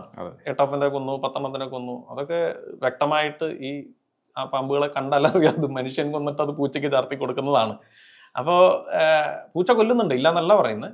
പക്ഷെ അതിനർത്ഥം പൂച്ചയെ വളർത്തിയാൽ നമുക്ക് പാമ്പിന്റെ കടിയേൽക്കില്ല എന്നുള്ളതാണ്, കടിയേൽക്കാതിരിക്കില്ല എന്നുള്ളതാണ്. അതിലൊരു പ്രശ്നം എന്ന് പറയുന്നത്, പൂച്ച ഈ പറയുന്ന ചെറു പാമ്പുകളെ, മൂർഖനാവട്ടെ അണലിയാവട്ടെ വെള്ളിക്കെട്ടനാവട്ടെ, ഇത് കളിക്കും, ഇതിനെ തട്ടും കടിക്കും മാന്തും, എന്നിട്ട് മൃതപ്രായരാക്കി ഇതിനെ കൊണ്ടുവന്ന് നമ്മുടെ കിടക്കയിൽ കൊണ്ടുവന്നിടും. ഈ ചാവാതിരിക്കുന്ന പാമ്പുകളിൽ നിന്നും ഇത്തരത്തിൽ കടികൾ കിട്ടിയിട്ടുള്ള അവസരങ്ങൾ ഒരുപാടുണ്ട്. ഇങ്ങനെ പൂച്ച എടുത്തുകൊണ്ട് വന്ന് എന്താ പറയുക, ഉടമസ്ഥനോ അല്ലെങ്കിൽ വീട്ടിലുള്ള ആൾക്കോ കടി കിട്ടിയിട്ടുള്ള കേസുകളുണ്ട്. പിന്നെ ഈ പാമ്പുകളിൽ തന്നെ തല വേർപെട്ടിരിക്കുന്ന അവസ്ഥയിലും അവരുടെ ആക്ടിവിറ്റി കംപ്ലീറ്റ്ലി കട്ട് ഓഫ് ആവുന്നില്ല. ബ്രെയിൻ അപ്പോഴും ചിലപ്പോൾ മെറ്റബോളിക് ആയിട്ട് ഇരിക്കുന്നുണ്ടാവും. അപ്പോൾ കടിക്കുന്നതും പലപ്പോഴും ഈ പറയുന്ന ഒരു വിഷം എൻവെനമേറ്റ് ചെയ്യുന്ന, ഇഞ്ചക്ട് ചെയ്യുന്ന റെക്കോർഡ്സ് ഉണ്ട്. ഡീകാപ്പിറ്റേറ്റഡ് ആയിട്ട് തല വേർപെട്ടിട്ട് റാറ്റൽ സ്നേക്സ് പലപ്പോഴും പുല്ല് കെട്ടുന്ന മെഷീനിൽ നിന്നെല്ലാം അമേരിക്കൻ പ്രദേശങ്ങളിൽ കടി കിട്ടിയിട്ടുള്ള ഒരുപാട് കേസുകളുണ്ട്. അതായത് തല വേർപെട്ട് പോയി അടുത്ത് പോയി ചുമ്മാ നോക്കാൻ നിന്ന് വേർപെട്ട തല കടിച്ചിട്ടുള്ള സിറ്റുവേഷൻസ് ഉണ്ടായിട്ടുണ്ട്. അപ്പോൾ ഇത്തരത്തിലൊരു അപകട സാധ്യതയും കൂടി പൂച്ച സാർ ഉണ്ടാക്കുന്നുണ്ട് എന്നുള്ളൊരു വസ്തുതയാണ്. ഇപ്പൊ ഈ പൂച്ച മാത്രമല്ല, കീരി അതുപോലുള്ള ഉടുമ്പ്, ഇതൊക്കെ പാമ്പിനെ പിടിക്കുന്ന ജീവികളാണ്. മയില് പിടിക്കാറുണ്ട്. ഈ ജീവികളുടെയൊക്കെ ഒരു സാന്നിധ്യം നമ്മുടെ പ്രദേശങ്ങളിൽ ഇപ്പോൾ ഉണ്ട്, കൂടുതലായിട്ട് കാണുന്നുമുണ്ട്. അപ്പോൾ ഈ കീരിയോ ഉടുമ്പോ അങ്ങനെയുള്ള ജീവികൾ ഉണ്ടെങ്കിൽ നമുക്ക് പേടിക്കേണ്ടതെന്നാണോ? അതായത് അവരുണ്ടെങ്കിൽ അവരെ ഒഴിവാക്കി പോകാൻ പാമ്പുകളും പരമാവധി ശ്രമിക്കും. കാരണം പൂച്ചയെ പോലെ തന്നെ, അല്ലെങ്കിൽ ഒരുപക്ഷെ പൂച്ചയെക്കാട്ടിലും കൂടുതൽ പാമ്പ് കടിക്കാതെ അതിനെ അറ്റാക്ക് ചെയ്യാൻ എന്താ പറയുക പരിണമിച്ചിട്ടുള്ളൊരു ജീവിയാണ് കീരി. ഒരു പരിധി വരെ പാമ്പ് കടിച്ചാലും വലിയ പ്രശ്നമില്ലാതെ അവർ രക്ഷപ്പെടുന്നത് അതിനനുസരിച്ച് ഇവരുടെ ശരീരപ്രകൃതി, ഇമ്മ്യൂൺ സിസ്റ്റവും എല്ലാം വർക്ക് ചെയ്യുന്നതുകൊണ്ടാണ്. അപ്പൊ ഇതുപോലെ തന്നെ ആണ് ഉടുമ്പും. അപ്പൊ ഇവര് ഇതിനെ കഴിക്കുന്നതാണ്. മയിലും. അപ്പൊ ഈ പറയുന്ന ഇവരെ കഴിക്കുന്ന ജീവികളെല്ലാം വന്നോ എന്നെ കടിച്ചോ എന്ന് പറഞ്ഞല്ല ഇവർ പിടിക്കുന്നത്. ഇവരുടെ എഫിഷ്യൻസി പലപ്പോഴും ഈ ഹണ്ടിങ് സ്കില്ലിലൂടെയാണ്. കടി മേടിക്കാതെ അറ്റാക്ക് ചെയ്യാൻ ഇവർക്ക് സാധിക്കുന്നുണ്ട്. അപ്പൊ ഈ ജീവികൾ ഇവരെ തിന്നുന്നുണ്ട്. ഇപ്പോ മയിലുകൾ ഒരുപാടുള്ള സ്ഥലങ്ങളിൽ പാമ്പ് നന്നേ കുറവാണെന്നുള്ളത് നമ്മൾ പറഞ്ഞു കേട്ടിട്ടുണ്ട്. അതേപോലെ ഇവരുണ്ടെങ്കിൽ ഇറ്റ് വിൽ ബി ഗുഡ്, അല്ലെങ്കിൽ നമുക്കൊരു സേഫ്റ്റി ആണ് എന്ന് പറയുമ്പോഴും അതുള്ളത് കൊണ്ട് പാമ്പ് ഉണ്ടാവില്ല എന്ന് നമുക്ക് ഉറപ്പിച്ച് പറയാൻ സാധിക്കില്ല. അവരുടെ ഇടയിലും ജീവിക്കാൻ പാമ്പിന് അറിയാം, പരമാവധി. അതെ അതെ. ഇത് നമ്മൾ നോക്കുമ്പോൾ ഈ ഉരകങ്ങൾ പരിണമിച്ച് ഒരു സ്റ്റേജിൽ, ഇപ്പം ഇന്നത്തെ ഏറ്റവും ഒടുവിലത്തെ പാലിയോntological ഫോസൽ എവിഡൻസ് പറയുന്നത് ഏതാണ്ട് ഒരു 100 ദശലക്ഷം വർഷം മുന്നേ, ജുറാസിക് അല്ലെങ്കിൽ ക്രിട്ടേഷ്യസ് ഇടയിലുള്ള കാലഘട്ടത്തിൽ പാമ്പുകൾ പരിണമിച്ചു എന്ന് പറയുന്നത്. അതായത് മനുഷ്യന് മുമ്പ്, മനുഷ്യൻ എത്രയോ മുമ്പ്, മനുഷ്യൻ കഴിഞ്ഞ 70 ലക്ഷം വർഷമായിട്ടുള്ളൂ നമ്മൾ വരുന്നത്. നമ്മളെക്കാട്ടിലും മുമ്പേ ഇവിടെ വന്ന് പരിണമിച്ചിട്ടുള്ള ജീവികളാണ്. അപ്പം ശരിക്കും പറഞ്ഞാൽ നമ്മളാണ് അതിഥികൾ, അവരാദ്യം വന്നവരാണ്. അതുകൊണ്ട് തന്നെ നമ്മുടെ ഇടയിൽ ജീവിക്കാനായിട്ട് അവർ പഠിച്ചിട്ടുണ്ട് എന്നുള്ളതാണ്. അപ്പം ഈ 100 വർഷം മുമ്പ് ഇവര് പാമ്പുകളുടെ ആദ്യത്തെ ആൾക്കാർ പരിണമിച്ച് പല രീതിയിൽ ഇവർ ഡൈവേഴ്സിഫൈ ചെയ്ത് ലോകത്തെ പല ആവാസ വ്യവസ്ഥകൾ ഇരിക്കുന്ന സമയത്തും എനിക്ക് ഒരുപക്ഷെ ഞാൻ മനസ്സിലാക്കുന്നത്, അല്ലെങ്കിൽ നമ്മുടെ പഠനങ്ങൾ പറയുന്നത്, എനിക്ക് ഈ ഏതാണ്ട് ഒരു 20 ദശലക്ഷം വർഷം മുന്നെയാണ് ഈ വിഷം ഇഞ്ചക്ട് ചെയ്യുന്ന തരത്തിലുള്ള ആ വെനം ഫാങ്സ്, വിഷപ്പല്ലുകൾ കൃത്യമായി പരിണമിച്ച് പലതരത്തിൽ ഇവോൾവ് ചെയ്യാൻ തുടങ്ങിയത്. അപ്പോൾ ഈ വിഷം വന്നിട്ടുള്ളത് എന്തിനാ? പ്രധാനമായിട്ടും ഇരയെ കീഴ്പ്പെടുത്താനും അതിനെ ദഹിപ്പിക്കാനും പറ്റുന്ന തരത്തിലാണ് പ്രധാനമായിട്ടും. എന്നാൽ ഇപ്പൊ ചില പാമ്പുകളുണ്ട്, ഇപ്പൊ ആഫ്രിക്കയിൽ കാണുന്ന സ്പിറ്റിംഗ് കോബ്രാസ്, ഇന്ത്യയിലും ഉണ്ട് അത്തരത്തിൽ. അപ്പൊ ഈ പാമ്പുകളിൽ വിഷം പരിണമിച്ചത് ഒരു വ്യത്യസ്തമായിട്ടാണ് പറയുന്നത്. വളരെ രസകരമാണ്. അതായത് ഏതാണ്ട് ഈ പറയുന്ന 7-10 മില്യൺ ഇയേഴ്സ് മുമ്പ് മനുഷ്യർ പരിണമിച്ച് തുടങ്ങുന്ന, അല്ലെങ്കിൽ ഏർലി ഹോമിനിഡ്സ് പ്രൈമേറ്റ്സ് വരുന്ന സമയത്ത് ബൈപ്പെഡലായിട്ട് 2 കാലിൽ നിൽക്കുന്ന ജീവികൾ കല്ലെറിയുകയും വടികൊണ്ടെറിയുകയും അടിക്കുകയും ചെയ്യുന്നതിനോട് ഡിഫെൻസീവ് ആയിട്ടാണ് ഈ വിഷം തുപ്പുന്ന, വിഷം ചീറ്റുന്ന spitting cobras, African spitting cobras പരിണമിക്കുന്നു. അപ്പൊ അവരുടെ വിഷം ഈ കണ്ണിൽ വീണ് കഴിഞ്ഞാൽ നമ്മൾ ബ്ലൈൻഡ് ആവാനും അല്ലെങ്കിൽ സിവിയർ ആയിട്ടുള്ള പെയിൻ ആവാനും ഈവൻ ഡെത്തിലേക്ക് പോകാനുള്ള സാധ്യതകൾ വളരെ കൂടുതലാണ്. അവർ കടിക്കാനും സാധിക്കും, ഇത് ഈ സ്പിറ്റ് ചെയ്യാനായിട്ടും സാധിക്കും. ഇനി ഇതേപോലെ ഇന്ത്യൻ കോബ്രാസിലേക്ക് വരികയാണെങ്കിൽ നമുക്ക് ഇന്ത്യയിൽ കാണുന്ന മോണോക്കോൾഡ് കോബ്ര, നായ കൗത്തിയ എന്ന് പറയുന്ന പാമ്പും ഇതേപോലെ വിഷം തുപ്പാനായിട്ടാണ്.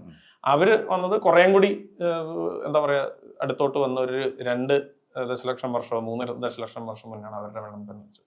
അപ്പൊ പ്രധാനമായിട്ടും ഇരയെ കീഴ്പ്പെടുത്താനും ദഹിപ്പിക്കാനാണ് ഉപയോഗിക്കുന്നതെന്ന് പറയുമ്പോഴും ശത്രുക്കൾക്കെതിരെ ഉപയോഗിക്കാനും വെനം സിസ്റ്റം പ്രതിരോധത്തിന്റെ ഭാഗമായിട്ടും വെനം പരിണമിച്ചിട്ടുണ്ട്.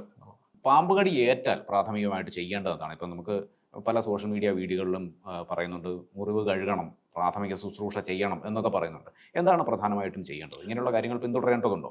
അതായത് നമ്മുടെ ഇപ്പം ദേശീയമായിട്ടുള്ള ഗൈഡ് ലൈൻസ് ആണെങ്കിലും അന്തർദേശീയമായിട്ടുള്ള ഗൈഡ് ലൈൻസ് ആണെങ്കിലും പറയുന്ന അത്തരത്തിൽ കഴുകാനോ ഒന്നും പാടില്ല എന്നുള്ളത് തന്നെയാണ്. ഇപ്പോൾ ഡോക്ടർമാർ ചിലപ്പോൾ വുണ്ട് കെയർ നടത്തും, അവരത് വൃത്തിയാക്കലും ഇതൊക്കെ ചെയ്യും. അത് ഡോക്ടർമാർ ട്രെയിൻഡ് ആയിട്ടുള്ള ആൾക്കാർ ചെയ്യേണ്ടതാണ്. ഒരു സാധാരണക്കാരനെ സംബന്ധിച്ചിടത്തോളം, നമ്മളെ സംബന്ധിച്ചിടത്തോളം നമ്മളത് കഴുകാനോ ഒന്നും നിൽക്കണ്ട. ഒരു പാമ്പ് കടി ഏറ്റാൽ നമ്മൾ ഏറ്റവും ഇമ്മീഡിയറ്റ് ആയിട്ട് ചെയ്യേണ്ടത്, അതിനെ നമ്മൾ ഡു ഇറ്റ് റൈറ്റ് എന്നാണ് വിളിക്കുന്നത്. അതിൽ റീഅഷ്വർ, കടി കിട്ടിയ ആളെ സമാധാനിപ്പിക്കുക എന്നുള്ളതാണ് ഏറ്റവും ആദ്യത്തെ കാര്യം.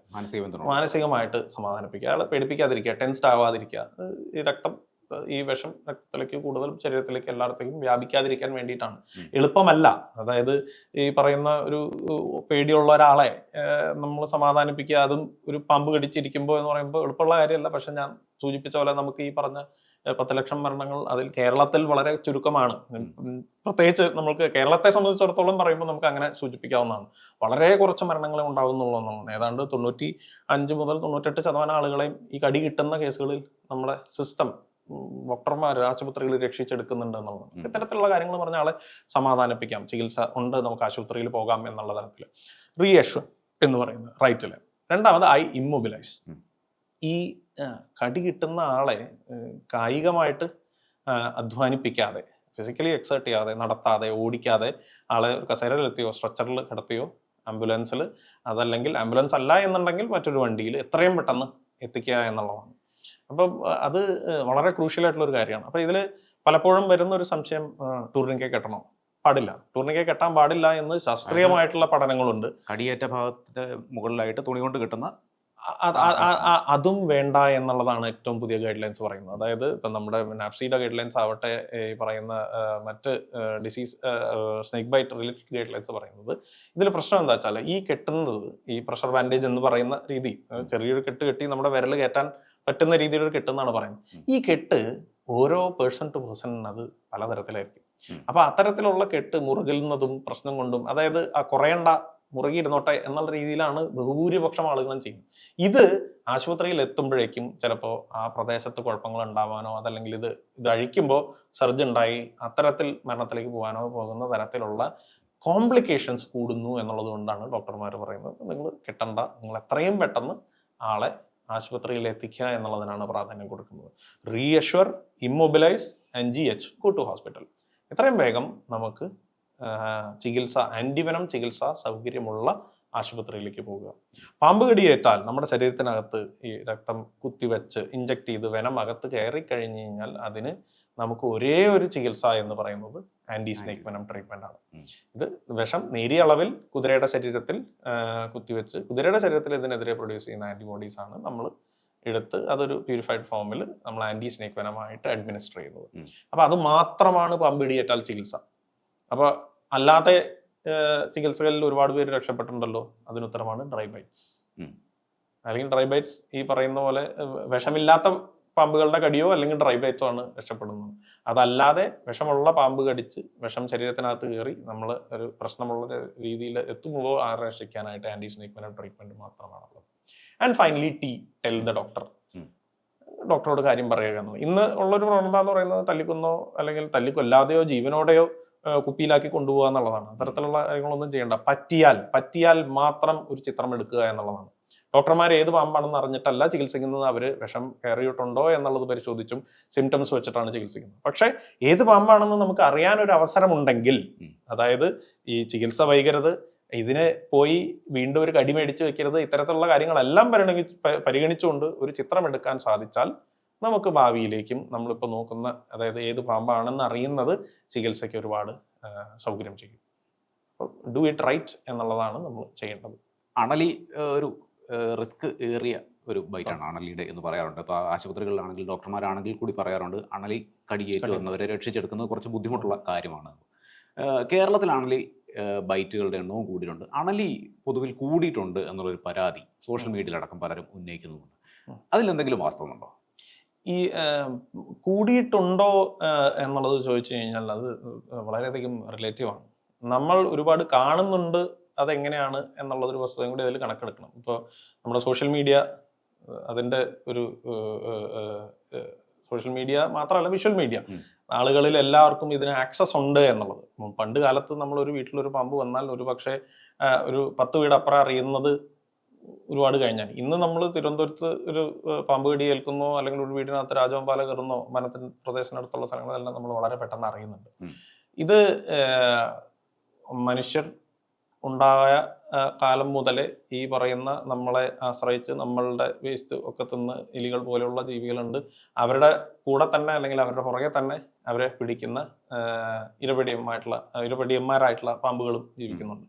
നമ്മൾ ഈ പറയുന്ന ഇപ്പൊ കേരളത്തിലെ കേസ് എടുക്കുകയാണെങ്കിൽ ലോകത്തിൽ 4000-ഓളം ഇനം പാമ്പുകളുണ്ട്. ഇന്ത്യയിൽ ഏതാണ്ട് 330-ഓളം ഇനം പാമ്പുകളുണ്ട്. കേരളത്തിലേക്ക് വരുമ്പോൾ നമുക്ക് 130 ഇനം പാമ്പുകളുണ്ട്. ഈ 130-ൽ 30 എണ്ണത്തിനാണ് വെനമസ് ആയിട്ടുള്ളത്. അതിൽ തന്നെ മനുഷ്യ മരണത്തിന് കാരണമാക്കുന്ന ഏറ്റവും പ്രധാനമായിട്ട് ഈ 4 ഇനങ്ങളാണ്. അതല്ലാതെ ഒരെണ്ണമുണ്ട്, ഒരു ഹംബ്നോസ് സ്പിറ്റ് വൈപ്പർ, പിന്നെ രാജവെമ്പാലയുണ്ട്. കടിക്കുന്നില്ല മനുഷ്യരെ, വിഷമുണ്ട്, പ്രശ്നക്കാരനാണ്, പക്ഷെ കടിക്കുന്നില്ല. അതേപോലെ കുറച്ചധികം പാമ്പുകളുണ്ട്. പക്ഷെ നിർഭാഗ്യവശാൽ ഈ മനുഷ്യ മരണത്തിന് കാരണമാക്കുന്ന 4 എണ്ണവും അതിനെ കാണുന്നത് മനുഷ്യവാസ പ്രദേശങ്ങളിലാണ്. അത് ഈ ഫുഡ് അവൈലബിലിറ്റിയുമായിട്ട് കണക്ട് ചെയ്തുകൊണ്ട് തന്നെയാണ്. ഈ ഇത്തരത്തിലുള്ള ആവാസ വ്യവസ്ഥകളിൽ ജീവിക്കാനാണ് ആ പറയുന്ന പാമ്പുകളും പരിണമിച്ചിട്ടുള്ളത്. അപ്പം ഈ അണലി പൊതുവെ നമ്മൾ ആംബുഷ് ആയിട്ടുള്ള പ്രെഡേറ്റേഴ്സ് ആണ്. അവരൊരു സ്ഥലത്ത് പതിയിരുന്ന് അടുത്ത് വരുന്ന ഇരകളെ അറ്റാക്ക് ചെയ്ത് കീഴ്പ്പെടുത്തി ഭക്ഷിക്കുന്ന പാമ്പുകളാണ്. അത് പലപ്പോഴും മൂർഖനോ മറ്റ് പാമ്പുകളെ പോലെ ഇത് ഒരുപാട് എഴഞ്ഞ് നടക്കുന്നതോ ഒന്നും അല്ല നമ്മൾ കാണുന്നത്. പലപ്പോഴും പതുങ്ങിയിരുന്ന തരത്തിലാണ്.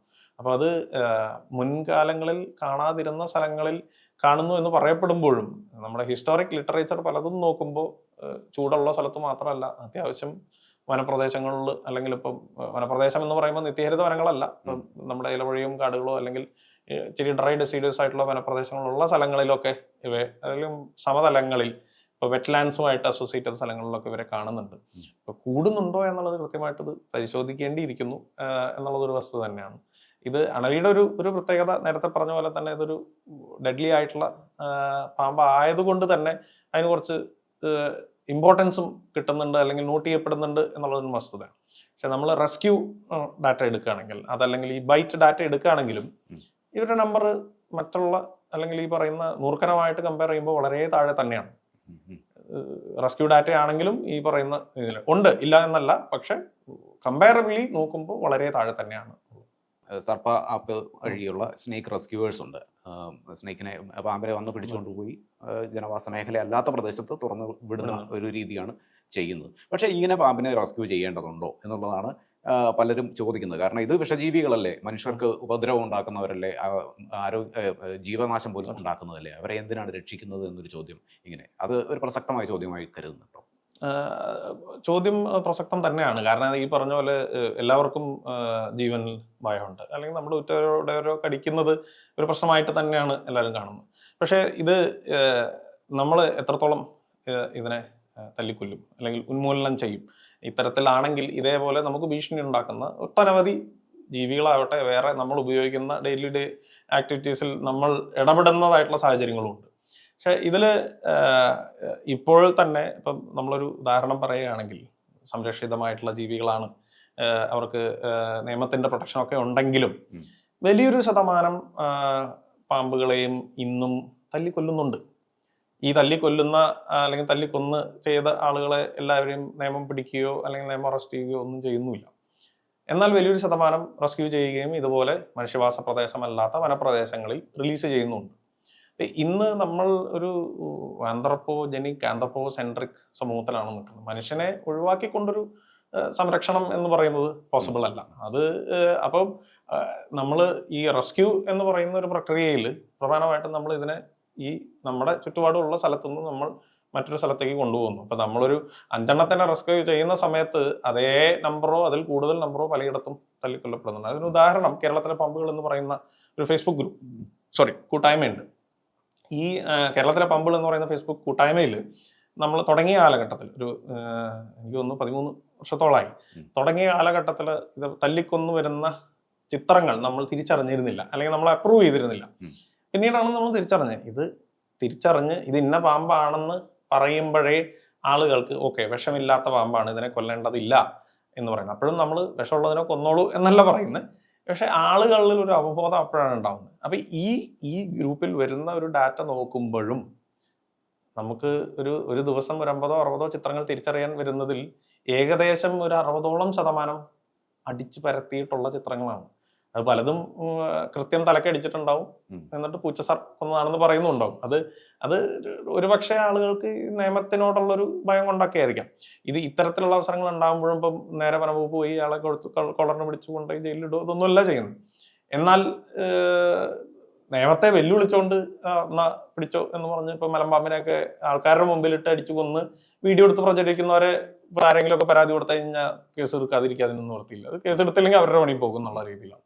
അപ്പോൾ എനിക്ക് തോന്നുന്നു ഒരു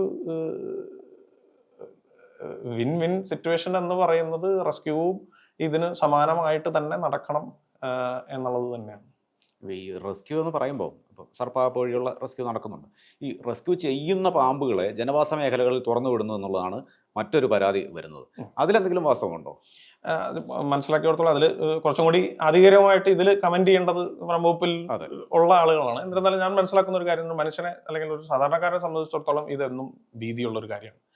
ഓൾറെഡി വനത്തിനടുത്ത് ചേർന്ന് താമസിക്കുന്നവരെ ഇത്തരത്തിൽ പാമ്പുകൾ വരും എന്നുള്ളൊരു പേടി അവർക്കുണ്ടാവാം. ഇത് പലപ്പോഴും മനസ്സിലാക്കുന്നത് ഈ പറയുന്ന RRT ടീമുകൾ അതല്ലെങ്കിൽ വനം വകുപ്പിന്റെ ഇതിന് ഇൻചാർജ് ഉള്ള ആളുകൾ ഇതിനെ റിലീസ് ചെയ്യുന്നത് വനത്തിനകത്ത് 5-10 കിലോമീറ്റർ ഉൾവന പ്രദേശങ്ങളിലാണ്. അപ്പം ഇത് നേരത്തെ ഞാൻ പറഞ്ഞ പോലെ തന്നെ ഇവരുടെ വീടിനകത്ത് ചുറ്റുപാടും എന്തെങ്കിലും കാണുന്നത്, അതിപ്പോൾ റിലീസ് ചെയ്തില്ലെങ്കിലും ആ പ്രദേശത്ത് പാമ്പുകൾ ഉണ്ടാവും എന്നുള്ളൊരു വസ്തുതയാണ്. അത് ഈ റിലീസ് ചെയ്തത് കൊണ്ടാണ് എന്നുള്ളൊരു തോന്നൽ ഉണ്ടാവുന്നതിൽ തെറ്റില്ല. പക്ഷെ അത് ഇങ്ങനെയാണ്, ഇത്രയും അകത്താണ് ഇതിനെ റിലീസ് ചെയ്യുന്നത്. അപ്പം ഒരു പക്ഷേ എനിക്ക് തോന്നുന്നു ഇപ്പൊ ചാനലിൽ തന്നെ കണ്ടതാണ്, ഇപ്പൊ ഇവർ ഈ റിലീസ് പ്രോട്ടോകോൾ റിലീസ് ചെയ്യുന്ന സമയത്ത് ഇത്തരത്തിൽ ഒരു ജനപ്രതിനിധി കൂടെ ഉൾപ്പെടുക, വനത്തിനകത്താണ് കൊണ്ടുവരുന്നത് എന്നൊരു ഉറപ്പ് അവർക്ക് നൽകാൻ കഴിഞ്ഞു കഴിഞ്ഞാൽ അത് ഒരു അവബോധം തന്നെയാണ്. അല്ലാണ്ട് ഇതിപ്പോ ഇവിടെ വീട്ടിനകത്തല്ല വിടുന്നത് അല്ലെങ്കിൽ ജനവാസ പ്രദേശത്തല്ല വിടുന്നത്, ഇത് ഇങ്ങനെ ഒരു സ്ഥലത്താണ് വിടുന്നത് എന്നുള്ളത് തെളിയിക്കാൻ അല്ലെങ്കിൽ അവർക്കും കൂടി ബോധ്യപ്പെടുന്ന രീതിയിൽ അത് ചെയ്യാൻ പറ്റിയാൽ അതൊരു നല്ല കാര്യമായിരിക്കും. ആശങ്ക ഉണ്ടാകാനുള്ള ഒരു കാരണം എന്ന് പറയുന്നത് ഇപ്പോൾ രാജവെമ്പാല പോലെയുള്ള പാമ്പുകൾ ഒരു കാലത്ത് മനുഷ്യവാസമുള്ള മേഖലയിൽ കണ്ടിട്ടേ ഉണ്ടായിരുന്നില്ല ഇത്തരം പാമ്പുകളെ, അല്ലെങ്കിൽ അത് സംബന്ധിച്ചുള്ള വാർത്തകൾ പുറത്തു വന്നിട്ടുണ്ടായിരുന്നില്ല. പക്ഷേ ഒരു 10-15 വർഷത്തിനിടയ്ക്കായി രാജവെമ്പാലകളുടെ സൈറ്റ്, രാജവെമ്പാലകൾ കാണപ്പെടുന്നത് കൂടിയിട്ടുണ്ട്, അത് റെസ്ക്യൂ ചെയ്യുന്നത് കൂടിയിട്ടുണ്ട്. ഇവയെ കാട്ടിനുള്ളിലാണോ തുറന്നു വിടുന്നത്, അതോ വീണ്ടും തിരിച്ചു വരുന്നതാണോ എന്നൊരു സംശയമാണ് പ്രധാനമായും ആളുകൾ ഉന്നയിക്കുന്നത്. അതില് ഈ രാജവെമ്പാലയുടെ കാര്യം, ഈ വീടിനകത്ത് കണ്ടിട്ടില്ല എന്ന് പറയുന്നത് വാസ്തവമല്ല. രാജവെമ്പാലകൾ വനത്തിനകത്ത് മാത്രം ജീവിക്കുന്ന പാമ്പുകളല്ല. അതായത് വനത്തിനകത്ത് ജീവിക്കുന്ന പാമ്പുകളാണ്, പക്ഷേ ഇണചേരുന്ന കാലഘട്ടത്തിൽ ഇവർ നല്ലോണം യാത്ര ചെയ്യും. അഗുംബയിലാണ് ഇവരെ ഈ നമ്മൾ ഇപ്പം വലിയ ജീവികളിലൊക്കെ റേഡിയോ കോളർ ചെയ്യുന്ന പോലെ ഒരു റേഡിയോ ടെലിമെട്രി സ്റ്റഡി നടത്തിയിട്ടുള്ളത്. അഗുംബയിലാണ് റോമുലസ് വിറ്റേക്കറിന്റെ നേതൃത്വത്തിൽ അവിടെ പഠനങ്ങൾ നടന്നിട്ടുള്ളത്. അപ്പൊ ഈ സ്ഥലത്തെന്ന് മാത്രമല്ല പൊതുവെ നമ്മൾ മനസ്സിലാക്കുന്നത്, നമ്മളിപ്പം ഇതിലൊരു കാര്യം കൂടി പറയാം, നമ്മൾ പലയിടങ്ങളിൽ നിന്നും ഇവരെ റെസ്ക്യൂ ചെയ്യുന്നു. വീടിനകത്ത് നിന്നും, തൊഴുത്തിനകത്ത് നിന്നും, അലമാരിക്കടിയിൽ നിന്നും എല്ലാം റെസ്ക്യൂ ചെയ്യുന്നു. ഇവിടെ എവിടെയും നാളിതുവരെ കഴിഞ്ഞ 100 വർഷത്തെ ഡാറ്റയിൽ ഒരു സാധാരണക്കാരനെ രാജവെമ്പാല കടിച്ചിട്ടില്ല. രാജവെമ്പാലയെ പിടിച്ച് അതിനെ വെച്ച് കഴുത്തിലിടുകയും സെൽഫി എടുക്കുകയും ചെയ്യുന്ന രീതിയിൽ 2 പേര് മരണപ്പെട്ടിട്ടുണ്ട് കർണാടകത്തിലും ആസാമിലും. മറ്റൊന്ന് കൂട്ടിനകത്ത് ഉണ്ടായിരുന്ന തിരുവനന്തപുരത്ത് ഉണ്ടായ നിർഭാഗ്യകരമായിട്ടുള്ള സംഭവം. ഇതല്ലാതെ വേറൊരു കടിയില്ല എന്നുള്ളത് ഒരു വസ്തുത. അപ്പം വളരെ പണ്ട് മുതലേ ഇത്തരത്തിൽ വീടുള്ള പ്രദേശങ്ങളിൽ, വനത്തോട് ചേർന്നുള്ള വീടുള്ള പ്രദേശങ്ങളിൽ അല്ലെങ്കിൽ ഇത്തരത്തിലുള്ള സ്ഥലങ്ങളിൽ നിന്ന് രാജവെമ്പാലകളെ കണ്ടിട്ടുണ്ട്, റെക്കോർഡ് ചെയ്തിട്ടുണ്ട്. ഇന്ന് ഞാൻ നേരത്തെ പറഞ്ഞ പോലെ തന്നെ ഈ പറയുന്ന ഓരോ സ്ഥലത്ത് ചെയ്യുന്ന കാര്യങ്ങൾ നമ്മളെല്ലാവരും അറിയുന്നു. അപ്പൊ ഈ എണ്ണം നമുക്ക് കിട്ടുന്നു. അപ്പൊ ഇതില് വളരെ കൂടുതലും ഇതിനെ കാണുന്നത് പ്രജനനകാലത്ത് ഈ ആദ്യം ഒരു പെൺപാമ്പിനെ ആയിരിക്കും കിട്ടുന്നത്. അതിന് പുറകെ ഇപ്പൊ പലപ്പോഴും ഒരു രാജവെമ്പാല, അതിപ്പോ ഫീമെയിൽ കിങ്കോബ്രയാണ് കിട്ടിയത് ഒരു വീട്ടിൽ നിന്ന് വിചാരിക്കുക, ആ പ്രദേശത്ത് പ്രജനനകാലത്ത് അതേ വീട്ടിൽ നിന്നോ അതിന് ചുറ്റുപാട് നിന്നോ 3-4 തവണയൊക്കെ കിട്ടുന്ന അവസരങ്ങൾ ഉണ്ടായിട്ടുണ്ട്. അപ്പൊ ഈ ടെലിമെട്രി സ്റ്റഡിയിൽ ഇവരിതിനെ കൊണ്ട് വേറെ സ്ഥലത്ത് റീലൊക്കേറ്റ് ചെയ്യുമ്പോൾ ഇത് ഒരുപാട് ദൂരം സഞ്ചരിക്കുന്നതായിട്ട് കാണുന്നുണ്ട് രാജവെമ്പാല. നേരെ മറിച്ച് ഇപ്പം കർണാടകത്തില് ജെറി മാർട്ടിൻ എന്ന് പറയുന്നത് അദ്ദേഹത്തിന്റെ റിസർച്ചിന്റെ അല്ലെങ്കിൽ അദ്ദേഹത്തിന്റെ ടീമിന്റെ ഭാഗമായിട്ട് റസൽസ് വൈപ്പറിൽ പഠനങ്ങൾ നടന്നിട്ടുണ്ട്. റസൽസ് വൈപ്പറിനെ അവർ ഇതുപോലെ ടെലിമെട്രി ചെയ്തു. അപ്പൊ ഈ റസൽസ് വൈപ്പർ യാത്ര ചെയ്യുന്നത് തന്നെ പരമാവധി 1 കിലോമീറ്റർ 2 കിലോമീറ്റർ ആണ്. അതിൽ ഇവര് ഒരു മാസത്തോളം 2 മാസത്തോളം ഇവര് 300-400 മീറ്റർ ചുറ്റളവിൽ നിന്ന് മാറുന്നില്ല. അപ്പോൾ നമ്മൾ ഈ ടൗണിൽ നിന്ന് പിടിക്കുന്ന ഒരു സാധനത്തിനെ 10-20 കിലോമീറ്റർ അപ്പുറത്ത് കൊണ്ടുവിടുമ്പോൾ അത് തിരിച്ച് ഇവിടേക്ക് വരുന്നില്ല എന്നുള്ളത് നമുക്ക് ഉറപ്പിച്ച് പറയാൻ സാധിക്കും. ഇനി ഇതിൽ വേറൊരു വശമുണ്ട്. നമ്മൾ ശാസ്ത്രീയം എന്ന് പറയുമ്പോഴും 100% അത് ശാസ്ത്രീയമാണെന്ന് ചോദിച്ചു കഴിഞ്ഞാൽ അല്ല എന്ന് പറയേണ്ടി വരും. 100% ശാസ്ത്രീയം എന്ന് പറയണമെങ്കിൽ നമ്മൾ വീടിനകത്തുനിന്ന് പിടിക്കുന്നു, പറമ്പിൽ വിടുന്നു എന്ന്. ഇവിടെ അതല്ല ചെയ്യുന്നത്. നമ്മളത് ഈ പറയുന്ന എന്താ പറയാ, ഒരു മനുഷ്യന്റെ കാഴ്ചപ്പാടിൽ കൂടി ഈ പറയുന്ന മനുഷ്യനെ ഒഴിവാക്കി നിർത്താതെ ഉള്ളൊരു സംരക്ഷണം എന്നുള്ള രീതിയിലാണ്. അപ്പൊ അതില് പഠനങ്ങൾ നടക്കേണ്ടിയിരിക്കുന്നു. ഈ കൊണ്ട് വനത്തിൽ വിടുമ്പോ അത് ഈ പാമ്പിന് ബുദ്ധിമുട്ടുണ്ടാവുന്നുണ്ടോ എന്നുള്ളത് വ്യക്തമായിട്ട് പഠിക്കേണ്ടിയിരിക്കുന്നു. ചില കേസുകളിൽ നമ്മുടെ ഇവിടെ നിന്നുള്ള പഠനങ്ങളല്ല, പുറത്തുനിന്നുള്ള പഠനങ്ങൾ ആദ്യകാലങ്ങളിൽ ഇത് എങ്ങനെ റീലൊക്കേറ്റ് ചെയ്യുമ്പോൾ അത് അവർക്ക് ബുദ്ധിമുട്ടുണ്ടാക്കുന്നുണ്ട് എന്ന് വന്നിരുന്നു. പക്ഷെ അടുത്ത കാലത്ത് അങ്ങനെയല്ല. നമ്മൾ വേറൊരു സ്വാഭാവികമായിട്ടുള്ള ആവാസ വ്യവസ്ഥയാണെങ്കിൽ ദേ വിൽ സർവൈവ് എന്നുള്ള രീതിയിലുള്ള പഠനങ്ങൾ നടക്കുന്നുണ്ട്. അപ്പൊ ഇതിൽ ഈ ഗവേഷണത്തിനുള്ള ഒരു പ്രശ്നം എന്ന് പറയുന്നത് ഷെഡ്യൂൾ 1 ആനിമൽസ് ആണ്. കടുവയോ ആനയോ പോലെയുള്ള ജീവികളുടെ പോലെ സംരക്ഷണ പ്രാധാന്യമുള്ളതാണ്. അപ്പൊ അത് നമുക്ക് അനുമതി കിട്ടുക എന്ന് പറയുന്നത് വലിയൊരു വലിയ മല തന്നെയാണ്. അപ്പോൾ കിട്ടുന്നുണ്ട് ഇല്ല എന്നല്ല ഞാൻ പറയുന്നത്. പക്ഷെ നമുക്ക് ഇത്തരത്തിൽ റേഡിയോ ടെലിമെട്രിയോ അല്ലെങ്കിൽ അത് ഒരു നമുക്ക് കോളറിട്ട് വിടാൻ പറ്റില്ല. അത് അവരുടെ എന്താ പറയാ മൂവ്മെന്റിനെ ബാധിക്കും. അത് ഒരു സർജിക്കൽ പ്രൊസീജിയർ ആണ്. ചെറിയ സ്ലിറ്റ് ഉണ്ടാക്കി അതിലൊരു ഈ റേഡിയോ ടാഗ് ഇടിപ്പിക്കുകയാണ് ചെയ്യുന്നത്. അപ്പൊ അത് ലോങ് പ്രോസസ്സാണ്. ഈ പറയുന്ന കേരളത്തിൽ അത്തരത്തിലുള്ള 1-2 പ്രപ്പോസലുകൾ ഇപ്പോൾ ഉണ്ട്, നിലനിൽക്കുന്നുണ്ട്. ഇത് ആ തരത്തിൽ പഠിക്കാൻ ഉള്ള ശ്രമങ്ങൾ വനംവകുപ്പ് നടത്തുന്നുണ്ട് എന്നുള്ളത് തന്നെയാണ് മനസ്സിലാക്കുന്നത്. അണലിക്ക് സോഷ്യൽ മീഡിയയിൽ ഒരു വിളിപ്പേരുണ്ട് 360 ഡിഗ്രി. അത്ര അഗ്രസീവ് ആണോ അണലി? അതൊരു കുറച്ചൊരു നമുക്കൊരു ഹീറോ പരിവേഷം കൊടുക്കുക എല്ലാത്തിനും എന്നുള്ളതൊരു, ഇപ്പൊ നേരത്തെ പുച്ചസാറിന്റെ കാര്യം പറഞ്ഞ പോലെ തന്നെ 360 ഡിഗ്രി ഒന്നും കറങ്ങി പാമ്പിന് കടിക്കാൻ സാധിക്കില്ല. ഫാൻ കറങ്ങുന്ന പോലെ കറങ്ങണം. വളരെ ഫാസ്റ്റ് ആയിട്ടുള്ള അഗ്രസീവ് ആയിട്ടുള്ള ഒരു റിഫ്ലക്സ് ഉണ്ട് അവർക്ക് എന്നുള്ളത് തന്നെയാണ്. ഇതിൽ ചില പഠനങ്ങളും ഈ പറയുന്ന വരെ ഇപ്പൊ BBC-യുടെ ഡോക്യുമെന്ററിയിലൊക്കെ വളരെ കൃത്യമായിട്ട് കാണിക്കുന്നുണ്ട്. അവര് ഈ അണലി കിടക്കുന്നു, ഒരു മനുഷ്യന്റെ കാലിന് സമാനമായിട്ടുള്ളൊരു ആർട്ടിഫാക്ട് ഉണ്ടാക്കി അത് വെച്ച് നടക്കുന്ന 20 അല്ലെങ്കിൽ 30 തവണയിൽ 1-2 തവണ ഒഴികെ വയറ്റിൽ ഉള്ള തവണകളല്ല ഇത് ഒഴിവാക്കുന്ന ഒരു പ്രക്രിയയാണ്. പക്ഷേ നമ്മൾ ഈവൻ റെസ്ക്യൂ ചെയ്യുന്ന കേസുകളിലും ഒരുപക്ഷെ ഈ പറയുന്ന മൂർഖനോ വെള്ളിക്കെട്ടനോ ചേരയോ പോലുള്ള അല്ലെങ്കിൽ മറ്റ് പാമ്പുകളെ അപേക്ഷിച്ച് വളരെ ഈസി ആയിട്ട് റെസ്ക്യൂ ചെയ്യാവുന്ന ഒരു പാമ്പ് അണലികളാണ്. നമുക്ക് ഒന്ന് ഇച്ചിരി വെയിറ്റ് ഉള്ളതുകൊണ്ട് തന്നെ ഹുക്കിൽ കോരി പിടിക്കാതെ തന്നെ ബാഗിനടുത്ത് കൊണ്ടുവയ്ക്കാം. അപ്പോൾ വളരെ അപൂർവമായിട്ടാണ് ഇങ്ങനെ ഹുക്കിൽ കോരുമ്പോഴൊക്കെ ഇവർ അഗ്രസീവായിട്ട് ചെയ്യുന്നത്. പക്ഷെ വൺസ് ദേ ആർ അഗ്രസീവ് അവർ നല്ല ചാട്ടം ചാടി ഈ പറയുന്ന ഇപ്പം ഒരു 2 അടി 3 അടി ദൂരം വരെ ചാടി നമ്മളെ കടിക്കാൻ ശ്രമിക്കുന്നതായിട്ടുള്ള റെക്കോർഡ്സ് ഉണ്ട്. അപ്പൊ അത്തരത്തിലൊരു എന്താ പറയാ വീരപരിവേഷമുള്ളത് കൊണ്ട് തന്നെ ആവണം അതിനെ ഈ 360 ഡിഗ്രി എന്നൊക്കെ പറയുന്നത്. അപ്പം അത് ആ അർത്ഥത്തിൽ ഒരു സേഫ് ഡിസ്റ്റൻസ് കീപ്പ് ചെയ്യുന്നത് നല്ലത് തന്നെയാണ്. ഇപ്പൊ ഈ റെസ്ക്യൂവേഴ്സിന്റെ സേഫ്റ്റി എങ്ങനെയാണ്? അവർക്ക് കടിയേൽക്കാറുണ്ടോ? ഉണ്ട്. റെസ്ക്യൂവേഴ്സിന് കടിയേറ്റിട്ടുള്ള കേസുകളുണ്ട്. പക്ഷേ മുൻകാലങ്ങളെ അപേക്ഷിച്ച് ഈ പാമ്പ് പിടിച്ചിരുന്ന പിഴിയുന്ന ഈ പറയുന്ന 300-3000 കടി കിട്ടിയിരുന്ന ഒരവസ്ഥയിൽ നിന്ന് ഇന്ന് കടികൾ കാര്യമായിട്ട് കുറഞ്ഞിട്ടുണ്ട് തന്നെ പറയാം. ഈ സർപ്പ റെസ്ക്യൂ അല്ലെങ്കിൽ ഈ പറയുന്ന snake hook and bag rescue അല്ലെങ്കിൽ ബാഗ് ആൻഡ് പൈപ്പ് റെസ്ക്യൂ എന്ന് പറയുന്ന മെത്തേഡ്, ഇത് നമ്മളിപ്പോൾ ഇരിക്കുന്നു, ഇതിനകത്തൊരു പാമ്പ് വന്നാൽ ആ പാമ്പിന്റെ സ്വഭാവം എന്ന് പറയുന്നത് ഓടി നടന്ന് നമ്മളെല്ലാവരും കടിക്കുക എന്നുള്ളതല്ല, അത് ജീവനും കൊണ്ട് ഓടാനാണ് നോക്കുന്നത്. ഫ്ലീ റെസ്പോൺസ് ആണ്.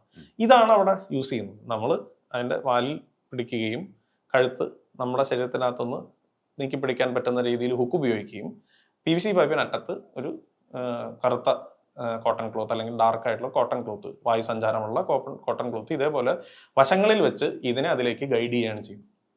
ചില സമയങ്ങളിൽ അങ്ങനെ ഇത് ഉപയോഗിക്കേണ്ട കാര്യമില്ല, ഡയറക്ട്ലി പാമ്പ് ഓടി കയറുന്ന അവസ്ഥയുണ്ടാവും. ചില സമയങ്ങളിൽ ഒരു ഫ്രെയിമിന്റെ അറ്റത്ത് ഇതേപോലെ ബാഗ് സെറ്റ് ചെയ്ത് പാമ്പിന്റെ മുമ്പിൽ അത് വെച്ച് കൊടുത്ത് കയറുന്ന അവസരങ്ങളുണ്ടാവും. അപ്പൊ ഈ ബേസിക്കലി നമ്മൾ കഴുത്തിൽ പിടിച്ച് കഴുത്തിൽ നിന്ന് നമുക്ക് കടി കിട്ടാൻ ഉണ്ടാവുന്ന ഒരു സാഹചര്യത്തിൽ നിന്ന് ആ കോണ്ടാക്ട് മിനിമൈസ് ചെയ്യുകയാണ് ചെയ്യുന്നത്. ഒന്ന്. ഇനി സേഫ് റെസ്ക്യൂ ചെയ്തത് കൊണ്ട് കടി കിട്ടില്ല എന്നൊന്നുമില്ല. നമ്മൾ ഹെൽമെറ്റ് യൂസ് ചെയ്യുന്ന പോലെ തന്നെയാണ്. ഹെൽമെറ്റ് വെച്ചു എന്നുള്ളത് കൊണ്ട് ആക്സിഡന്റ് ഉണ്ടാവില്ല എന്നുള്ളത് തന്നെയാണ്. നമ്മൾ ശ്രദ്ധിക്കണം, അപ്പുറത്തുള്ള ആൾ ശ്രദ്ധിക്കണം, മറ്റു വണ്ടി ഓടിക്കുന്ന ആൾക്കാർ ശ്രദ്ധിക്കണം എന്ന് പറയുന്ന പോലെ തന്നെയാണ്. ഇപ്പോൾ സേഫ് റെസ്ക്യൂ ചെയ്തിട്ട് കടിയേറ്റിട്ടുണ്ട്, മരണപ്പെട്ടിട്ടുള്ള ചില കേസുകളുണ്ട്. അപ്പൊ അതില് ഒരു എന്താ പറയാ, ഇതിന്റെ ഭാഗമായിട്ടുള്ള വനംവകുപ്പിനോട് ചേർന്ന് നിൽക്കുന്ന ഒരാൾ എന്നുള്ള നിലയിലും അല്ലെങ്കിൽ ഇതൊരു പുറത്തുനിന്ന് നോക്കി കാണുന്ന ഒരാൾ എന്നുള്ള നിലയിലും നോക്കുമ്പോൾ അത്തരത്തിലുണ്ടായിട്ടുള്ളതിൽ ഈ പറയുന്ന മാതിരി ഒരു നിമിഷത്തെ ശ്രദ്ധക്കുറവ് മൂലമോ അതല്ലെങ്കിൽ ഈ പറയുന്ന മാർഗരേഖ കൃത്യമായിട്ട് ഫോളോ ചെയ്യാത്തതോ കൊണ്ട് തന്നെയാണ്. അപ്പം അത്തരത്തിൽ കടി കിട്ടിയിട്ടുള്ളതിൽ നമ്മൾ നോക്കിക്കഴിഞ്ഞാൽ കൂടുതലും ഈ ബാഗ് ചെയ്തതിന് ശേഷം കിട്ടുന്നതാണ്. അത് നമ്മൾ പാമ്പിനെ റെസ്ക്യൂ ചെയ്ത് ബാഗ് ടൈറ്റ് ചെയ്ത് അത് കഴിഞ്ഞ് ഇതിനെ വനംവകുപ്പിന് ഹാൻഡ് ഓവർ ചെയ്യുന്ന വരെയുള്ള സിറ്റുവേഷൻ, ബാക്കി റിലീസ് വനംവകുപ്പ് ആണല്ലോ ചെയ്യുന്നത്. ആ പ്രോസസ്സ്, ആ അവസാനിക്കുന്ന പ്രോസസ്സ് വളരെ ശ്രദ്ധയോടുകൂടി നമ്മൾ കൈകാര്യം ചെയ്യേണ്ടതാണ്. നമ്മൾ ആദ്യത്തെ തവണ മുമ്പ് ഒരുപാട് കാലം പാമ്പ് പിടിച്ചിരുന്ന ആൾക്കാരായിരിക്കാം. അപ്പൊ ഇപ്പൊ സർപ്പയുടെ മാസ്റ്റർ ട്രെയിനർമാരായിട്ടുള്ള ഇപ്പൊ മുഹമ്മദ് അൻവർ സാറ്, അതല്ലെങ്കിൽ ജോജു, സന്തോഷ്, ഇത്തരത്തിലുള്ളവരെല്ലാവരും മുൻകാലങ്ങളിൽ കഴുത്തിനൊക്കെ പിടിച്ചിട്ടുള്ള ആളുകളാണ്. പക്ഷെ സേഫ് ആയിട്ടുള്ള മെത്തേഡ് ഇതാണെന്ന് പറഞ്ഞ് ഇതിലേക്ക് വന്ന് ആ രീതിയിൽ ചെയ്യുന്നതാണ്. അപ്പൊ ആദ്യം പിടിച്ച അന്ന് ഉണ്ടായിരുന്ന അതേ ജാഗ്രത നമ്മൾ 1000 10,000 എത്രയോ അധികം പാമ്പായാലും ആ തവണ ഉണ്ടാവണം എന്നുള്ളതാണ് ഇതിൽ വസ്തുത. വളരെയധികം ശ്രദ്ധ വേണ്ട ഒരു കാര്യം തന്നെയാണ്. അപ്പം സേഫ് റെസ്ക്യൂവിലേക്ക് വന്നു എന്നുള്ളത് കൊണ്ട് എന്താ പറയുക, കടി കിട്ടില്ല എന്നുള്ളതല്ല. അപ്പം നമ്മൾ പലപ്പോഴും ചാക്കിനകത്ത് കയറ്റുന്നു. ചാക്കിനകത്ത് കയറ്റുമ്പോൾ ചാക്ക് തുണിയെക്കാട്ടിലും കുറെ കൂടി ഫ്ലെംസി ആയിട്ടുള്ള സാധനം. 2 കുപ്പിക്കകത്ത് കയറ്റുന്നു. കുപ്പി ട്രാൻസ്പാരന്റ് കുപ്പിയാണ് നമ്മൾ ഉപയോഗിക്കുന്നത്. 1 അതിനകത്ത് ചൂട് പ്രശ്നങ്ങളല്ലാണ്ട്, 2 ഈ പാമ്പ് ഇത് മുഴുവൻ കാണുകയാണ്. നമ്മളൊരു പാമ്പ് ഒരു വീടിനകത്ത് വരുന്നു, 10 പേര് അവിടെ കിടന്ന് ഓടിക്കഴിഞ്ഞാൽ പാമ്പ് അതിലും സ്പീഡിൽ അവിടെ കിടന്ന് ഓടും. നമ്മൾ എത്രത്തോളം കാമായിട്ട് നിൽക്കുന്നു, ഈ റെസ്ക്യൂവർ എത്രത്തോളം കാമായിട്ട് നിൽക്കുന്നു എന്നുള്ളതനുസരിച്ചിരിക്കും. ഇപ്പം ഇതിന്റെ ബാലാരിഷ്ടതകളുണ്ട്. നമ്മളത് എന്താ പറയാ, നന്നായി മികച്ച രീതിയിൽ ട്രെയിനിങ്സ് ഇങ്ങനെ ചെയ്തുകൊണ്ടിരിക്കുകയാണ്. ഈ പറയുന്ന ആളുകൾ എക്സ്പേർട്സിന്റെ കൂടെ പലതവണ പോയിക്കൊണ്ടിരിക്കുകയാണ്. അപ്പൊ നമുക്ക് വീഡിയോകൾ പലതും വരുമ്പോൾ കാണാം, പാമ്പിനെ വെച്ച് മോഹിനിയാട്ടം ഭരതനാട്യം കളിക്കുന്നുണ്ട് ആൾക്കാർ. പേടി കൊണ്ടാണ് അത് സംഭവിക്കുന്നത്. പക്ഷെ അത് നമ്മൾ എത്രത്തോളം കാമായിട്ട് നമുക്ക് ചെയ്യാൻ പറ്റുന്നു, അത് ബൈ എക്സ്പീരിയൻസ് തന്നെയാണ് അത് വരുന്നത്. അത് പാമ്പ് അത്രയും കാമായിരിക്കും, വളരെ കാമായിട്ട് നമുക്കിതിനെ ചെയ്യാൻ പറ്റും. എന്നിരുന്നാലും ഇപ്പോൾ ഈ പറഞ്ഞ ഒരു 100-ൽ 1 പാമ്പ് ചിലപ്പോൾ ഇതൊന്നും ചെയ്തില്ലെങ്കിലും വൻ അഗ്രസീവ് ആയിരിക്കും. മനുഷ്യരിൽ പല സ്വഭാവമുള്ള ടെമ്പർമെന്റ് ഉള്ള ആളുകളുടെ പോലെ തന്നെ ഈ ജീവികളിലും അത്തരത്തിലുണ്ട്. അപ്പം അങ്ങനെ ശ്രദ്ധിക്കേണ്ട ഒരു കാര്യമാണ്. ഇത്ര റിസ്ക് ഉള്ള ജോലി എടുക്കുന്ന ഈ വോളണ്ടിയേഴ്സ്, ഇപ്പം വോളണ്ടിയേഴ്സ് ആണ്, ഇവർക്ക് ഒരു പ്രതിഫലം കൊടുക്കുന്ന ഒരു രീതി ഇപ്പോഴില്ല. അതിലേക്ക് കൂടി വരേണ്ടതല്ലേ? ആണ്. അതായത് ഞാൻ മനസ്സിലാക്കുന്നത് ആദ്യത്തെ ഇത് ഒരു തീരുമാനം വരുമ്പോഴും ഇതും നിയമപരമായിട്ട് ഇത്തരത്തിലൊരു സംഗതി ചെയ്യാൻ പറ്റാത്തത് കൊണ്ട് മാത്രം വനംവകുപ്പ് അത് കമ്മിറ്റ് ചെയ്തിട്ടില്ല എന്നുള്ളതാണ് ഞാൻ മനസ്സിലാക്കുന്നത്. അതിന് ഈ പറഞ്ഞ മാതിരി ഒരു പോളിസി മേക്കർ ലെവലിൽ അത്തരത്തിലൊരു തീരുമാനം എടുക്കേണ്ടതുണ്ട്. അത്തരത്തിലുള്ള ശുപാർശകൾ പോയിട്ടുണ്ട് എന്നുള്ളതാണ് മനസ്സിലാക്കുന്നത്. അപ്പം നായയെ പിടിക്കുന്നവർക്ക് പഞ്ചായത്ത് ഇത്ര തുക കൊടുക്കുന്ന പോലെ ഇതിനും ഒരു തുക വകയിരുത്തണമെന്നും അത് ചെയ്യണം എന്നുള്ള രീതിയിലുള്ള ശുപാർശകൾ വനംവകുപ്പിൽ നിന്ന് കഴിഞ്ഞ 3-4 വർഷമായിട്ട് സ്ഥിരം പോകുന്നുണ്ടെന്നുള്ളതാണ് മനസ്സിലാക്കുന്നത്. അപ്പൊ ഇനി ഈ ഒരു അവസരത്തിൽ ഇത്രയും ഇതിനൊരു എന്താ പറയാ, ഇത് വളരെ ക്രൂഷ്യലായിട്ട് ഇപ്പൊ സർക്കാരും ഒക്കെ ഏറ്റെടുക്കുന്ന ഒരു സാഹചര്യത്തിൽ ഇതിനു കൂടിയുള്ള പ്രൊവിഷൻസ് ഉണ്ടാവണം എന്നുള്ള ഒരു വസ്തുതയാണ്. മറ്റൊന്ന്, പലപ്പോഴും നമുക്ക് പലരും ചോദിക്കുന്ന ഒരു കാര്യമാണ്, ഇതൊരു ഫ്രീ സർവീസ് ആണോ, പൈസ കൊടുക്കണോ എന്നുള്ളത്. അപ്പം വനംവകുപ്പിന് ഒരു പക്ഷേ ആ ഒരു നിയമപരമായ ചട്ടക്കൂടിൽ നിന്നുകൊണ്ട് പറയാൻ ബുദ്ധിമുട്ടുണ്ടോ? പക്ഷെ നമ്മൾ വിളിക്കുന്നത് നമ്മളോട് പറയാറുണ്ട്. ഇപ്പോൾ ഒരാള് അയാളുടെ സമയം കളഞ്ഞ് വരുന്നതായിരിക്കാം, അല്ലെങ്കിൽ എണ്ണ അടിച്ച് വരുന്നതായിരിക്കാം, ഒരു എണ്ണയുടെ തുകയെങ്കിലും അയാളുടെ ട്രാവലിൻ്റെ ഏതെങ്കിലും കവർ ചെയ്യുക എന്നുള്ളത്.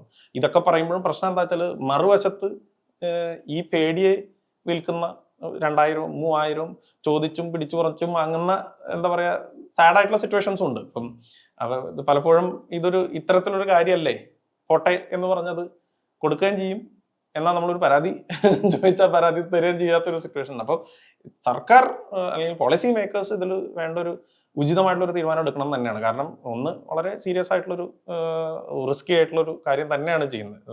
മനുഷ്യരുടെ ജീവൻ രക്ഷിക്കുന്ന ഒരു പ്രക്രിയ തന്നെയാണ്. അപ്പം അത് അവരുടെ ജീവൻ അപകടത്തിലാക്കിക്കൊണ്ട് ഒരു റിസ്കി എന്താ പറയുക എലമെന്റ് ഉള്ള ഒരു ജോലി കൂടിയാണ്. ഇപ്പം ജോലിയായിട്ടല്ല ചെയ്യുന്നത്, പക്ഷെ പലപ്പോഴും ജോലിയുടെ ഇടയിലായിരിക്കും. ഇപ്പം നമുക്ക് അറിയുന്ന ഒരുപാട് പേരുണ്ട്. ഇപ്പം പെയിന്റ് അടിച്ചുകൊണ്ടിരിക്കുന്ന ഒരു വീട്ടിൽ പിന്നെ കോള് വരുന്നു, ആ പണി നിർത്തി അത് കഴിഞ്ഞ് പോയി തിരിച്ചു വന്ന് ഈ 4ാം നിലയിലേക്ക് വീണ്ടും കയറി തൂങ്ങിക്കിടന്ന് പെയിന്റ് അടിക്കുന്ന അത്തരത്തിൽ ചെയ്യുന്ന ആളുകൾ.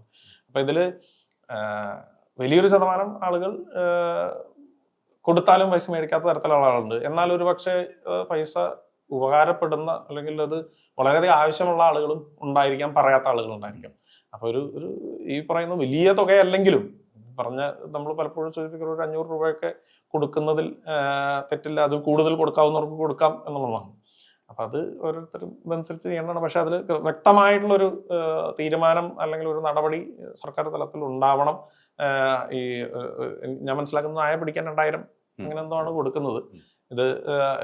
ഇത് അതിലും വളരെ റിസ്കി ആയിട്ടുള്ള സാധനമാണ്. അപ്പൊ അതിലൊരു ഈ പറയുന്ന മനുഷ്യ വന്യജീവി സംഘർഷവും ഇതുമൊക്കെ ആയിട്ട് ഇത്തരത്തിൽ വലിയ തുകയല്ല, അത് ഇപ്പോഴും കുറവാണെന്നുള്ളതാണ് വസ്തുത. വലിയ ജീവികൾ ഉണ്ടാക്കുന്ന ഡാമേജുകളിലേക്ക് പോകുന്നു. പക്ഷെ ഇതും അറ്റൻഡ് ചെയ്യേണ്ട ഒരു കാര്യമാണ് എന്നുള്ള നിലയിൽ സർക്കാർ അതിലൊരു തീരുമാനം കൊണ്ടുവരണം എന്നുള്ളത് തന്നെയാണ്.